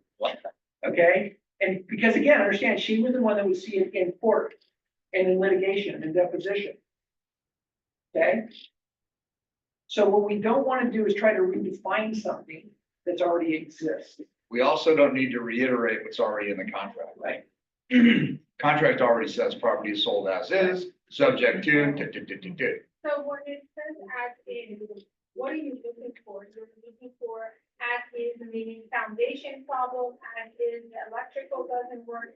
How do you have to specify what as is? Okay, so what we tell our customers is this, if we're representing a buyer, what we say to them, so there is the definition of it. But again, when you go through the contract, and I'm paraphrasing here. So what we tell our clients is, clients, here's what this means. So you have the right to invest, so even, by the way, even if you remove all your investigation contingencies, you've not removed your right to investigate. There's a huge difference there, by the way, okay?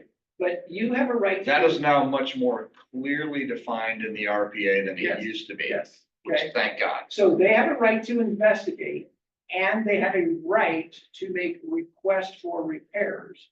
And the seller has the right to say, nope. So so by the way, unless it's required, there's only two places it can be required. Unless the law says the seller must do this, okay? Or the contract says the seller must do this, the seller doesn't have to do anything. Okay? So that's really, really, really important. So when I was a young agent, a lot of the experienced agents would call the young agents when they were to deal with it and say, well, you know, we found some health and safety issues. And they have to do all this health and safety issues, you know that? And the young agents wouldn't know any better, but they'd say, okay, fine. And they'd go tell their seller, hey, you gotta fix that, da, da, da, da. And then the They seller didn't know any would fix better. it, and the seller would fix it, and they'd go to their work at the state job, and they would say, yeah, I had to fix this. They say, why'd you have to fix it? One of their coworkers who actually knew the contract better than an agent would say, you don't have to fix that. And then my phone would ring as a branch manager with a ticked off seller that said, hey, your agent told me I had to fix that. Why did they tell me that? And I'd say, you know what? We have a bad connection here. Okay, Yeah. you get that? So there's very little in California that a seller must do. So unless the parties agree to it, okay? So that's really, really, really important. Okay, so we tell all of our sellers, we tell our buyers, here are the three options typically that happen. Seller says yes to all, they say no to all, or number three, they go somewhere in between the two. And if they ignore you, you still have to perform. Or if they don't respond. Yes, ma'am. We got a question. What was about that? Yeah. It's the four options. Yes, no, counteroffer, or ignore. Silence. Now, something else that agents do almost religiously is they use verbiage, like buyer agrees to release X amount of money of their initial deposit to the seller, non-refundable. And they put that in a contract, and then escrow will drop an amendment, and they'll put in their non-refundable. And then escrow will generally put their little proviso in there. The thing to remember is that in the state of California, there is no such thing as a non-refundable deposit. So what we have done when somebody wants that non-refundable verbiage in there, and we're so excited to close this escrow and get paid that we go, yeah, okay, and we put it in. We are not advising a client that in California, the non-refundable deposits are not a thing. Now, does that mean that we don't occasionally use it? Because if the other side doesn't understand it, I'm kind of okay with that if they're not as good as we are. But anytime you're forced to do anything non-refundable, understand there's no such thing in California. So you probably really, yes. And any contract is just permission to sue. That's where we sometimes you're better off giving it than hiring all those attorneys. So by the way, unless something that a principal is doing is illegal, okay, and Kelly Vogt says all the time to our clients, we're gonna give you the advice, we're gonna give you the highs and lows, risk and reward. At the end of the day, you're the boss. She said that to literally every client. We don't say, well, here's what you're gonna do. We go, you're the boss. Just like a great doctor is gonna tell them about the risks and rewards of doing this, that, or whatever, but you're the boss, okay? And then we carry out the instruction. So if a client insists, in inserting language, then what you want to do is document the file that let them know. And this is particularly when you're representing the seller. Because what can happen is you've set the false expectation and the seller thinks, oh, goody, goody, goody, and you said litigation. Okay, and it's non-refundable and the buyer cancels. What does the seller generally think about that non-refundable deposit? Who gets it? What do they think? That's what they think. But if what Scott said is accurate, which it is, in California it's not enforceable, then the buyer goes and says, hey, attorney, go get my money back, and they get their money back. Now what's the seller thinking about their listing agent? What the heck did you use that? And term now for? what does the seller want to do to their listing agent? They want to sue them because Okay. they assume that that money was Okay. going to be theirs because my agent told me so. Therefore, you have to pay me. Right. So, so what we want to do is, so if somebody insists the best practices really say, you should have your legal counsel draft that language. There is also a great CAR legal Q&A on this very specific subject that talks about the non-refundable deposits, as Scott was talking about in California. They are not enforceable. Really important, right? Because if you were that seller, you'd want to know. Now, a good attorney, by the way, so our in-house counsel won't now, and wouldn't in the old days, draft language for a situation like that. However, every now and again, when I would talk to Vicky, she would say, well, if they talk to a good attorney, the good attorney is going to probably say something like, in consideration for a 20-day escrow extension, the buyer agrees, blah, blah, blah. Well, let's talk about this a little bit because I've dealt with this many So times. don't over the years. do that. Have them talk to their own So, real estate people. so rather than release money non-refundable, if a buyer needs more time, have them buy the time. They can buy a 10-day extension for $5,000, and in the event they don't need the 10 days, it will be prorated. You can do that, and then they got to bring more money But into escrow. They have to buy an extension. buy an extension, but if the earnest initial money is refundable, then. The extension money is not because they bought something So tangible. why would you even buy more time? You don't Sometimes the have to- buyer needs more time. You don't remove the contingency, let them come after you, so you get about a week there, 3 or 5 business days. To do what? For them to send you a notice of default for performance, okay? Notice of performance 2 days. 2 business days. No, it's 2 days, but it cannot be enforced on a weekend or a legal holiday. It'll roll over to the next business day at 11:59. Yeah. Yeah, so it depends on what day Yes. they send you the letter, so you can buy your. You better know how your definitions work in the contract, Yeah, guys. so why would you buy time if you can buy it for free that way? So so here's what I'm gonna say.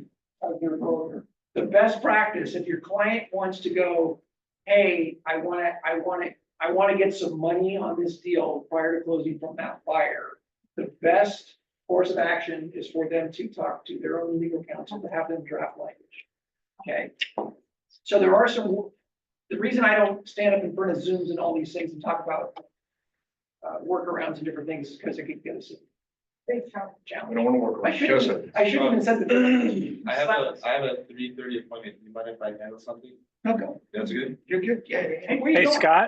Scott, going back, hey, Scott, going back I to, just want to handle something. You're an independent contractor. You could be that one. Okay. Yeah, going back Tom. to what you just said about buying extensions of time is the better option, because what can of worms does that open up if you do it the other way? That's So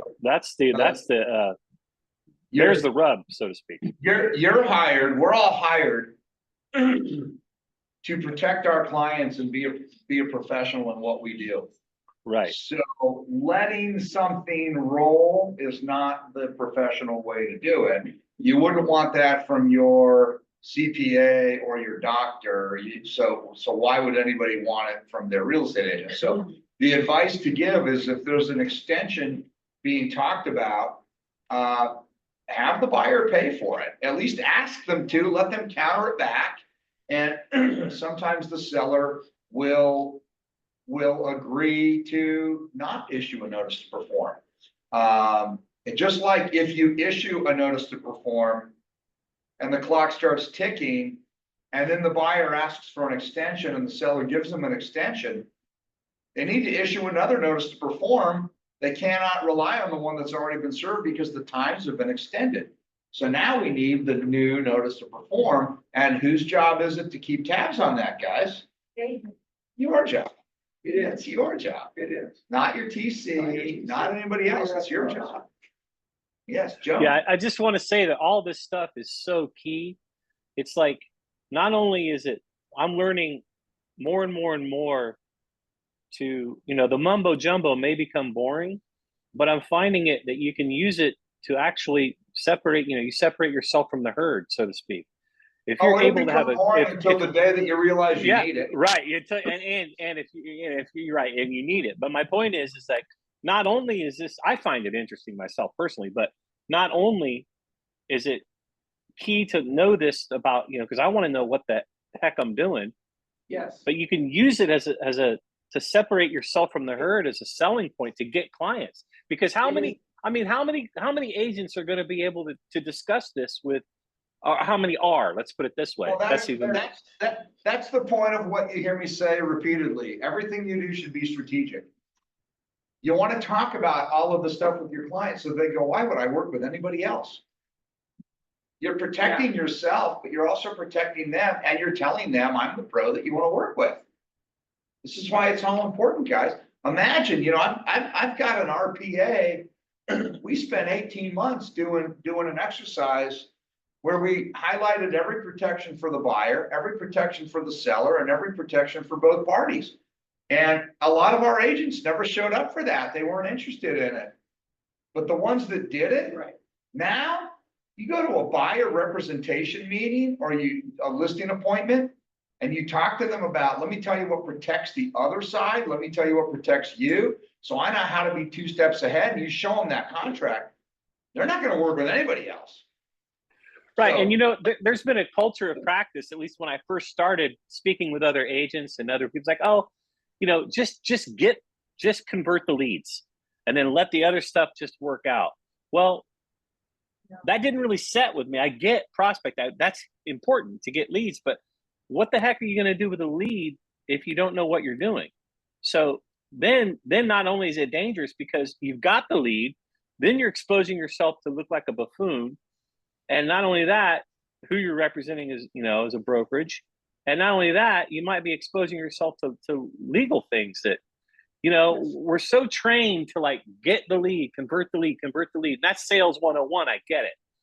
But I'm learning that there's so much more. well, There is so, you know what I mean? And even bigger than that, Tom, we had an arbitration a few years ago where one of my agents got sued by another agent, and the other agent sued for procuring cause because they said that they sent that client to the property to see it. The client wrote with the listing agent. The listing agent represented a seller who happened to be the next door neighbor in China of the buyer that fired their old agent and came to work through the seller, came to work with this agent. When the agent got sued for procuring cause, it was a multi-million-dollar property, and in the MLS, the CSO, the Commission to the Selling Office, was 2.5%. As a courtesy to the seller, the agent did the transaction for 0.5 point on the buy side. They got sued, they lost, and they had to pay 2.5% to that other agent, not the 0.5 point that they actually got paid. So we need to understand everybody is telling everybody else, just sue your agent, just sue your agent, just sue your agent. Right. Why would you do all of the lead generation work to put yourself in a position to close an escrow that really shouldn't have closed, that you can't even protect your commission because you were so hungry to get it, and you just spent anywhere from 8 to 18 months dealing with getting ready for an arbitration or a lawsuit, and then you had to give up back all the money anyway. You know, I put it in terms of a financial advisor.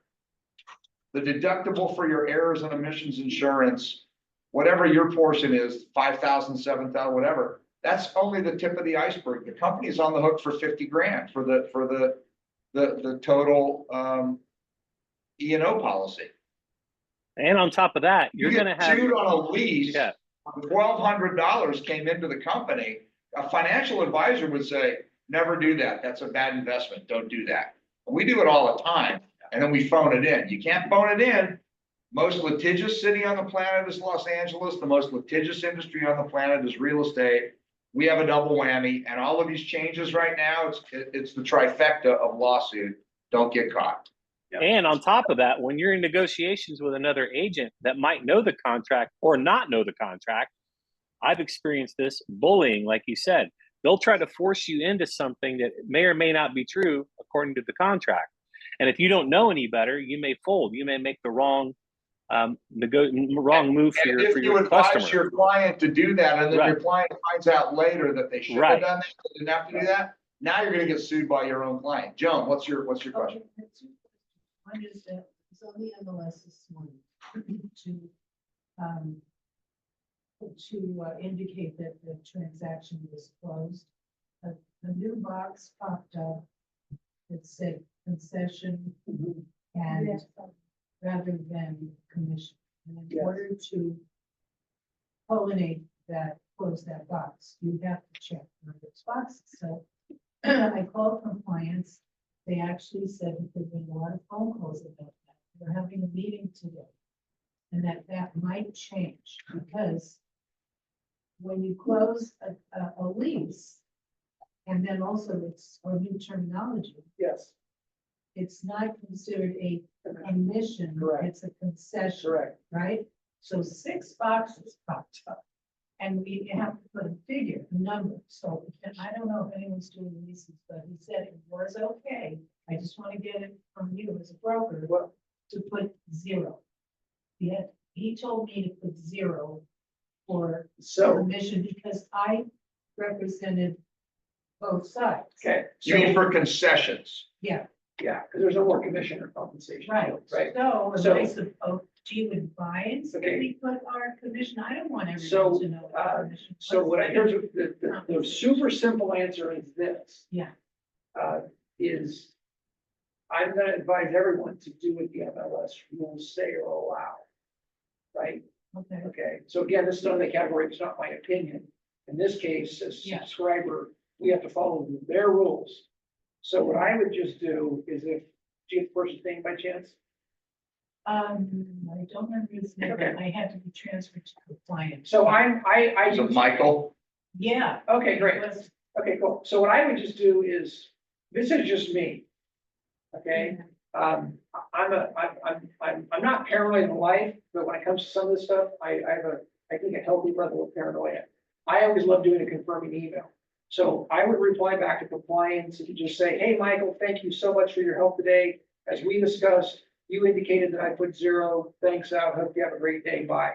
Yeah, so Okay. in other words, not taking just a verbal, okay, that I put the 0. Yeah, Any conversation of note, yeah, I don't care who you have it with, any conversation of note, Yeah. always follow it up in writing, thanking them for bop, bop, bop, bop, bop. And I'll tell you, a couple of years ago, I was with one of my agents. They were on the phone, speakerphone with their client. And they discussed something. The client told them what they wanted to do. They hung up the phone and I said, text your client right now, say, great speaking with you. Yep. Thank you for confirming, boom, boom, boom. They did it. And 10 seconds later, the phone rang and the client was screaming at them.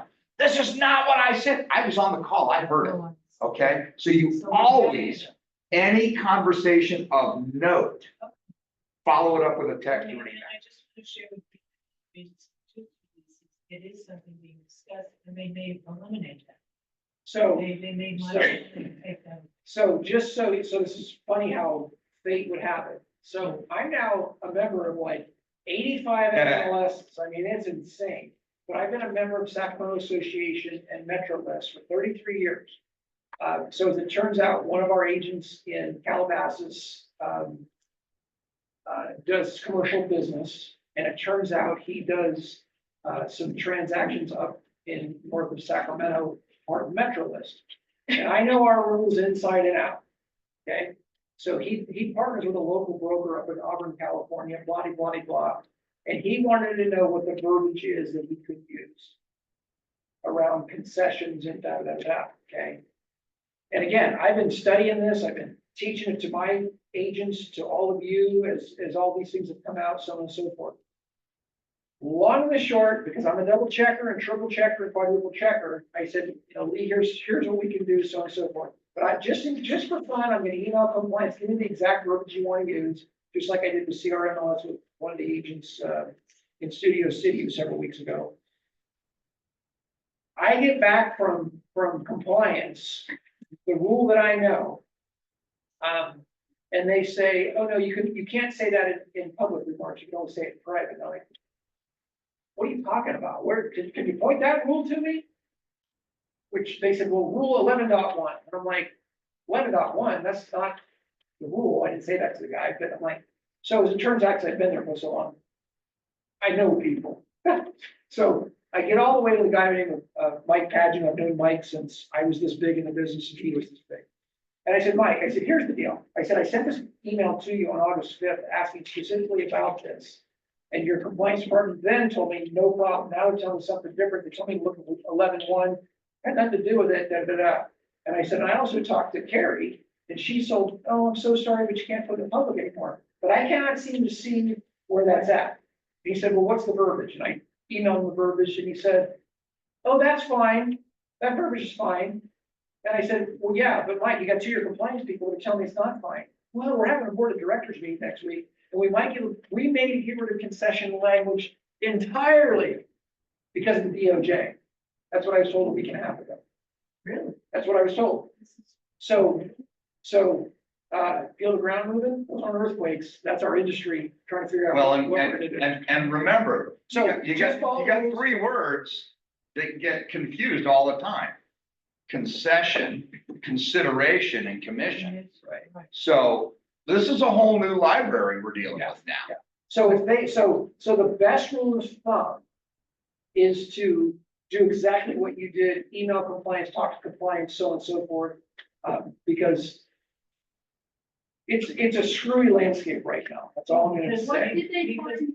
If you don't put a number there, whether it was 0 or the actual commission that I earned from the other side, then you click done. Yeah, they're trying, so the MLS's attorneys. Yeah. Have, so we just, this practice change has just happened a month ago, plus or minus. And the attorneys are already so fearful of what, if another shoe is gonna drop with the DOJ any day now, that they're scrambling to refigure. So that's probably why he said, oh, this is gonna probably go away. Grateful and said that he's taking note of Yes. all of the agents' comments. Yeah. Because they were going to have this meeting, Yeah. if they want to. Yeah. And traditionally, a concession would be, did the seller give a credit to a buyer? Did a landlord give something to a tenant? So the way they ask it is confusing because it doesn't say consideration, it says concession. Did the landlord give the tenant anything? No. Then I would put no and let them tell me. Out.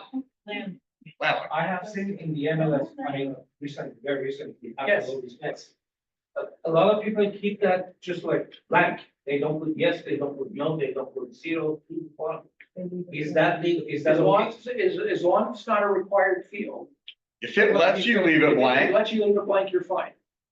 Oh, okay, But it should be either. shouldn't they say yes or no at least? nah. It's unless it's a required, so MLS rules across the board say you must fill out all the required fields. If it's not a required field, you don't have to. No, I understand, but that makes it like more difficult for, let's say, if I have I have a Well- buyer and first I have to call the guy or text the guy, wait until. Yes, so, If he says- yeah, Yeah. I get it. So so again, I'm just gonna go back to our practice. So when we talk to our sellers, okay, we say, hey, sellers, as we've discussed over this last several months, The world's changing and now it's changed. And here's what that looks like and here's what that means.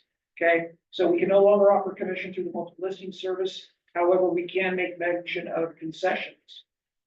Okay, with your okay. So there's a couple of options. You can instruct us to say, no, do not talk about concessions at all. Number two, yeah, I'm open to concessions. Or three, yeah, you know what, we want to put a figure that we'll consider up to, for example, 2.5%. So Kelly has a listing right now. We had that discussion. They said, yeah, let them know that it's 2.5, that we're open to concessions. And let them know that we had a discussion in a range of 2 to 2.5%. We've gotten all this in writing, by the way. So then when our phone rings, we get text messages, we can say very friendly, oh yeah, so write it up, bring it over. We've had this discussion, so on and so forth. Understanding that whether we check that box or not. So we, in Sacramento, we don't have a checkbox. Okay, but to me, if I were a seller and I wanted my agent to tell the world, yes, I'm willing to consider concessions, I would want that box checked as a seller. And also, Albert, be really clear with your verbiage. If what Kris just said, and they've got it in writing from the seller, don't say the seller is willing to, boom, say the seller says they are willing to, because you don't want to commit yourself Yeah, to. No, I mean, probably the best way, again, another way maybe to say is that the seller may consider. they're considering up to X amount, they want to put a number. And then, as you said before to me, that's not binding. It's not, none of this is binding None until here. until SPVB, if he signs an SPVB, is that binding? So yes, because now it's contractual, as long as you made a part of the real estate purchase contract, I yes. mean, all the documents are Yes. DocuSign. So yes. In addition. Now, just so you know, I'm good buddies with a guy named Dan Jacuzzi, and Dan owns multiple franchises with what used to be the Realogy Corporation, C21s, Coldwell Banker, ERA. He's been around forever. Guy does a really great job. I don't know how he still keeps it sane with all the operation that he's doing, particularly in the world, but he still runs a very traditional brokerage. His agents are like on, 70% splits. I'm like, how are you pulling that off? If they get the value out of it. But the guy's doing it, right? So he tells me flat out, and this guy is the consummate broker. He knows his stuff. He's smart. He's not a maverick. And he's like, I've had 2.5% buyer-friendly signs made up for all my agents and all my franchises, and they're putting all their listings. One last question. Now, the DOJ probably isn't gonna like that long-term, by the way. Okay, Sorry, the Department of Justice probably doesn't like that part, but some brokers right now are just going, hey, whatever. They're putting sign writers up that say 2.5%. Yeah. now, is the word commission illegal now? I mean, No, so keep in mind, as we're having this discussion. Okay, let's just say for fun, there was some MLS out there, there was a maverick. And somehow, in the multiple listing service, you could put in 2.5% commission. There are MLSs that are not NAR members. Right, but in this hypothetical, so let's say CRMLS woke up tomorrow morning and said, you know what? Heck with this. We're gonna ignore all the attorney advice. We're going back to the old days. Okay? They're not gonna do that, by the way. Okay, this is a ludicrous hypothetical. Okay? And then we start entering listings in at 2.5%. There is no law that's being violated. What's being violated is the conditional terms of the settlement. So when we say, oh, the law, there's no law in California that's changed. So this There's a- settlement is there's- asking not to mention. There's a commission? settlement that's been agreed to by NAR, Keller Williams, Compass, Man on the Moon Real Estate, Woman on the Moon Real Estate, who've agreed to practice changes. And part of the practice changes, if it's a realtor-owned MLS, if you're part of an association, we agreed to do certain things, get buyer broker agreements with compensation, clear and concise, not put commission into multiple listing. That's part of the practice changes that we agreed to, but there's no law. How many laws? No law has changed or been implemented. Now, if AB 2992 continues on the path that it's on, most likely by the end of the year, it will be signed into law, and then in the first part of 25, we will become a buyer broker state by law. Okay, so we're violating the terms of the settlement if we do any of the naughty things that we're not supposed to be doing. So if you're a listing broker and I text you, how much is the commission, is that? Am I breaking the law? So, I say commission versus concession. Honey Vogt, have you had that text have you had that question from any agents on your listing? On, Um, No. How much will you pay me a commission? commission from a buyer's agent on our listing? No. You haven't had that question? from a buyer's agent? Yeah. Oh, yes, Yeah, yes, yeah, I have, yeah. yes, I have, She's playing solitaire. She's Sorry, heard, no, she's I heard was- my stuff all, yeah. sorry. No, so Yes, how I do you, have, I've gotten right? phone calls. so we are telling them, our So seller, I will say, we have had a discussion with our sellers regarding compensation for a buyer's agent. They have not agreed to any particular amount. What we are suggesting, what they are prepared for, is that an agent could include it in their buyer's offer. Use the word compensation. Compensation. And it could be included as a term in a purchase or in an offer. And that's what we have said. yeah, now she's afraid There- because and we- I'm her broker. So here's how she says it. She says, hey, Joe, yeah, you Yeah, know, I- because she's best friendly, by the way. So what she says is, yeah, we had this conversation with our client Yeah. and we talk about a 2 to 2.5% range. In fact, we read our net sheet, blah, blah, blah, blah, blah. Write the offer, put it in, you know, we want to get you paid if, you know, our seller's open to getting you paid. Okay, but there's no promise there because we can't make a promise. And you do it on the MLS as well, you put sellers willing to pay concessions. Seller. If the seller is, and it's your listing, I would say put that, if you can check it, because it puts you out there. There's gonna be a lot of cheapskates that aren't doing it, and it makes your seller look better. But so what Albert says, though, this is the important part. So our son, who's really smart, took a listing, got the phone calls like every agent go, what's your seller doing? What's your seller doing? He said, you know, write it up, can't you guarantee anything? This client was actually a little bit adamantly opposed to it. And he got 6 offers. Okay, and they ranged anywhere from 2 to 2.5% on the offers, did net sheets on all of them, the whole bit. But one agent, and our son's great, one agent was like, well, that's not, you gotta tell me what it is. And he said, look, and our son is one, he's like me in terms of like how I process and think, but he's not like me, he's not like, hey, dodo head. He's like, well, he said, he said, well, what brokerage are you with? And the guy said it, and he said to them, very respectfully, are they not providing me any education around this topic? Oh, my God. He wasn't being rude, he wasn't being flippant, he actually meant it caringly, because the guy had no freaking clue how this deal works.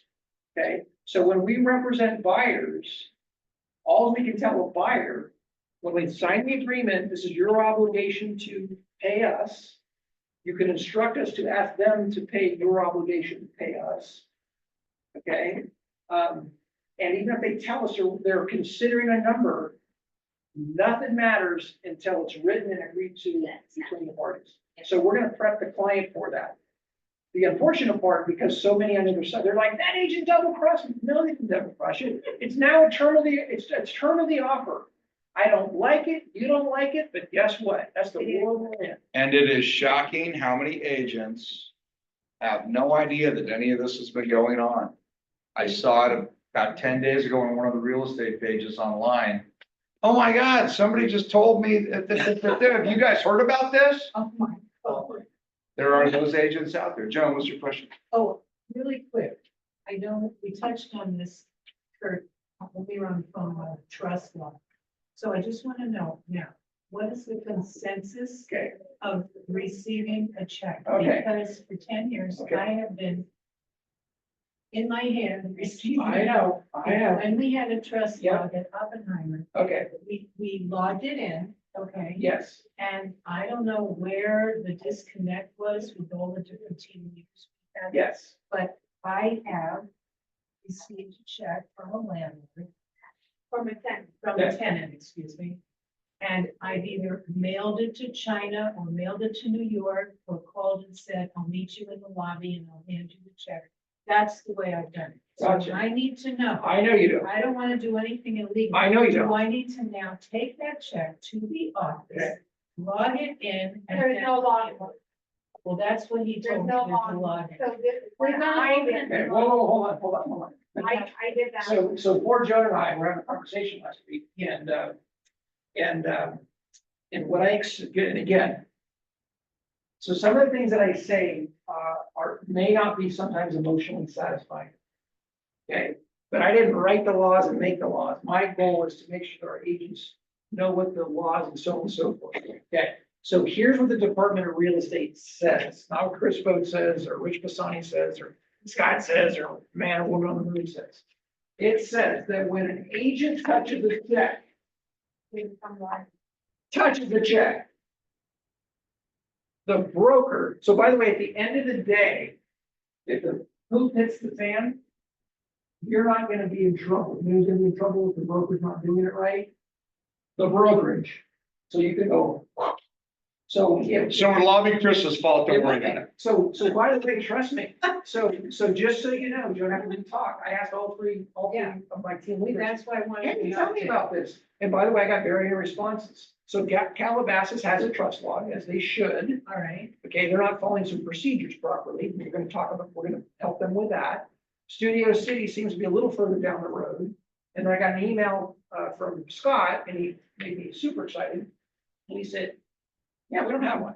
So you have the right answer. Yeah. Okay, so by the way, I'm talking to Jeff Kahn on a bunch of issues, retro, blah, blah, blah. Because as myself and the Scots of the world, we come in and we care about the business. We want to do the best we can do for all of you and for our agents, okay?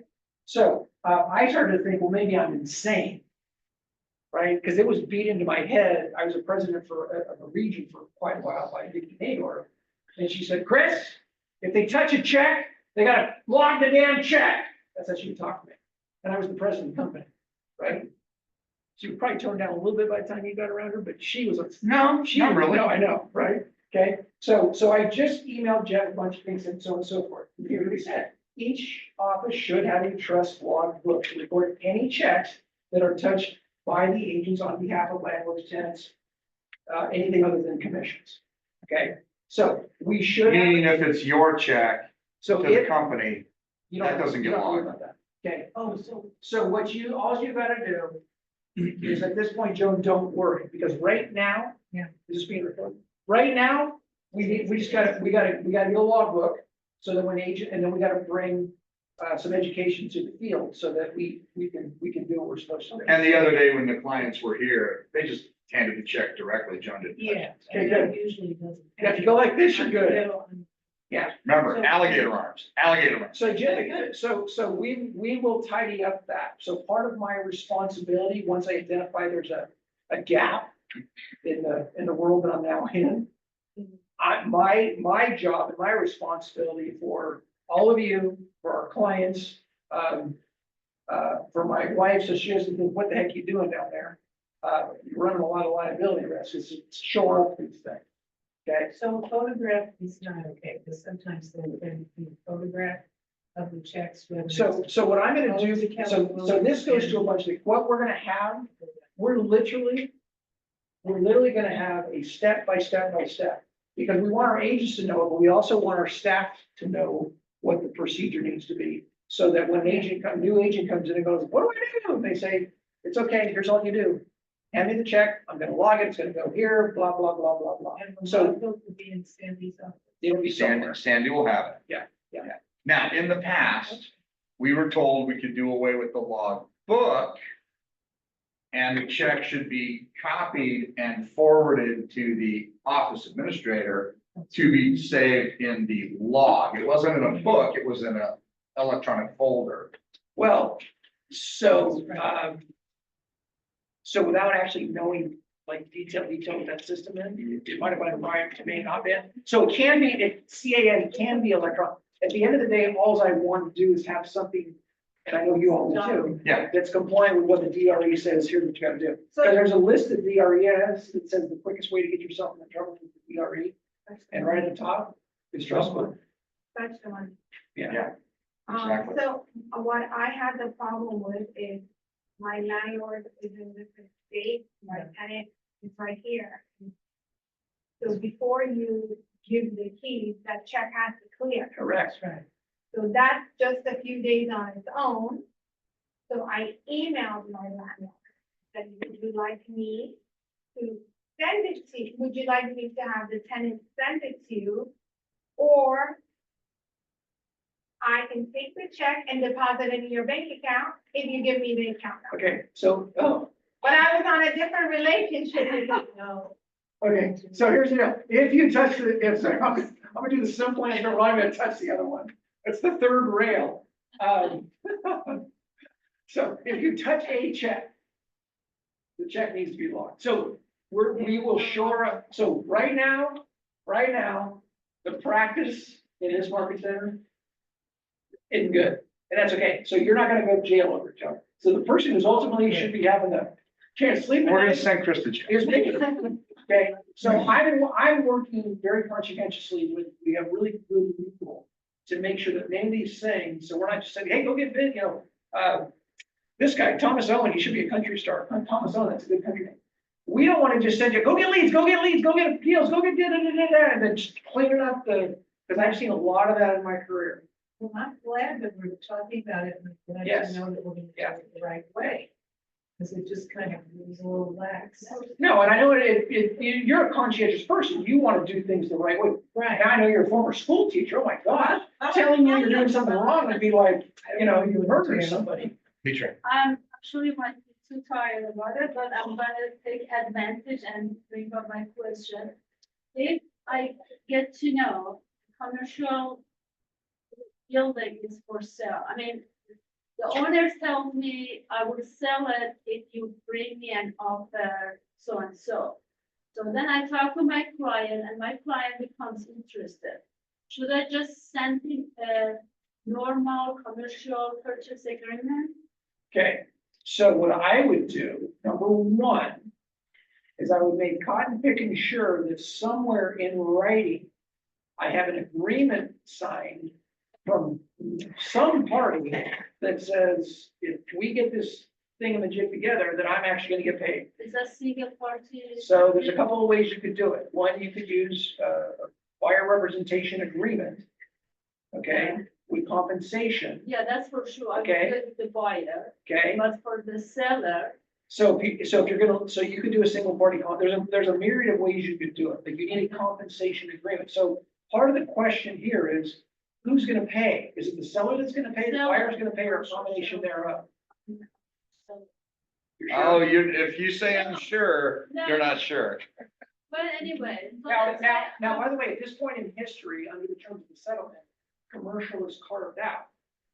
However, in the theater, coming to you soon, in the theater near you, in January 2025, it looks like commercial is gonna also be part of the law of the, you gotta get a buyer broker agreement. Which is ironic because there's a lot of thought that CoStar and a lot of the commercial groups were some of the money behind us.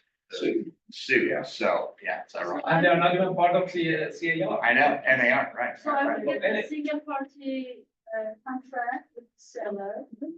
And then I just send a regular purchase agreement, which SPPBB. So, let's see, so is Well, it'd be a it? commercial property. Right, if it's commercial property, you gotta make sure you use, Commercial because you're property, using yeah. how many units? It's a It's a warehouse. one API. Warehouse. It's a retailer store Yeah, and yeah, office. so building you on could use the top. car form for, CPA. commercial resident, yeah, But right. Commercial purchase agreement. I Yeah. think there is such a. Yeah. Yeah, it's called CPA. And the CPA does not have the SPVB, right, Albert? No, it's. It you does- got It separate. does have it? You, No, no, it's SPVB is a separate. yeah, so It's only see, for senior. DAR did not create the SPB for commercial landlord tenant, whatever the case may be. It comes out when you do 3G, 3E, or P. Right, right. That's why I need the single party. Maybe they should put this in the stomach of the commercial listing from now on. So, Well, hey, Some you're preaching consistency to the choir. would be- CAR is, look, there's parts of the years that I appreciate about CAR and the ARs, and there's parts that I'm like, I'm not sure, I mean, I'm not gonna go on about this, but the experience of joining down here with 3 market centers, I think it cost this market center probably somewhere around, hey Sandy, how much did it cost, do you think, to bring on a new broker to join all the MLSs and all the associations for this market center? Priceless. No, seriously, it was probably like 7,000, maybe 10,000. I was gonna say probably 10 grand. So it is So- expensive. So think about this, and by the way, we duplicated that 3 times. Isn't that crazy? So here we got all these associations that are bumping up against all these MLSs. I mean, it's dizzy. Right? I'm like, oh, can you cancel this listing in the MLS, Kris? Great. Which MLS are we talking about? Okay. It's insanity and it's duplicative of fees. So look, I appreciate our industry and our associations to a point, but there's a lot of money that we're paying. And I agree. Yeah, it'd be nice if, and I get this suit has caused issues and problems, and there's no reason why we couldn't have aligned the commercial, the tenant landlord, all those things, at the same time. I think they dropped the ball big time on that. I think it'll get there. All right, so we've gone grossly over our time, so I want to thank you all, everybody on Zoom land too. Thank you, Thomas. And then my question is, did you get value out of this? And when Kris is down in LA, do you want more of these? Absolutely. Yes, Got it. please. Yes. Yeah, I'm gonna bring, Kyle's gonna come down too. We'll bring like 6 more grandkids. So, and maybe we'll do a little Q&A panel, next time as well. We'll figure something out. Yeah. But, Thank you for coming back. Thank you. So you live over there where? In Fresno, where do you live? I live north there, little town called Wilton, California.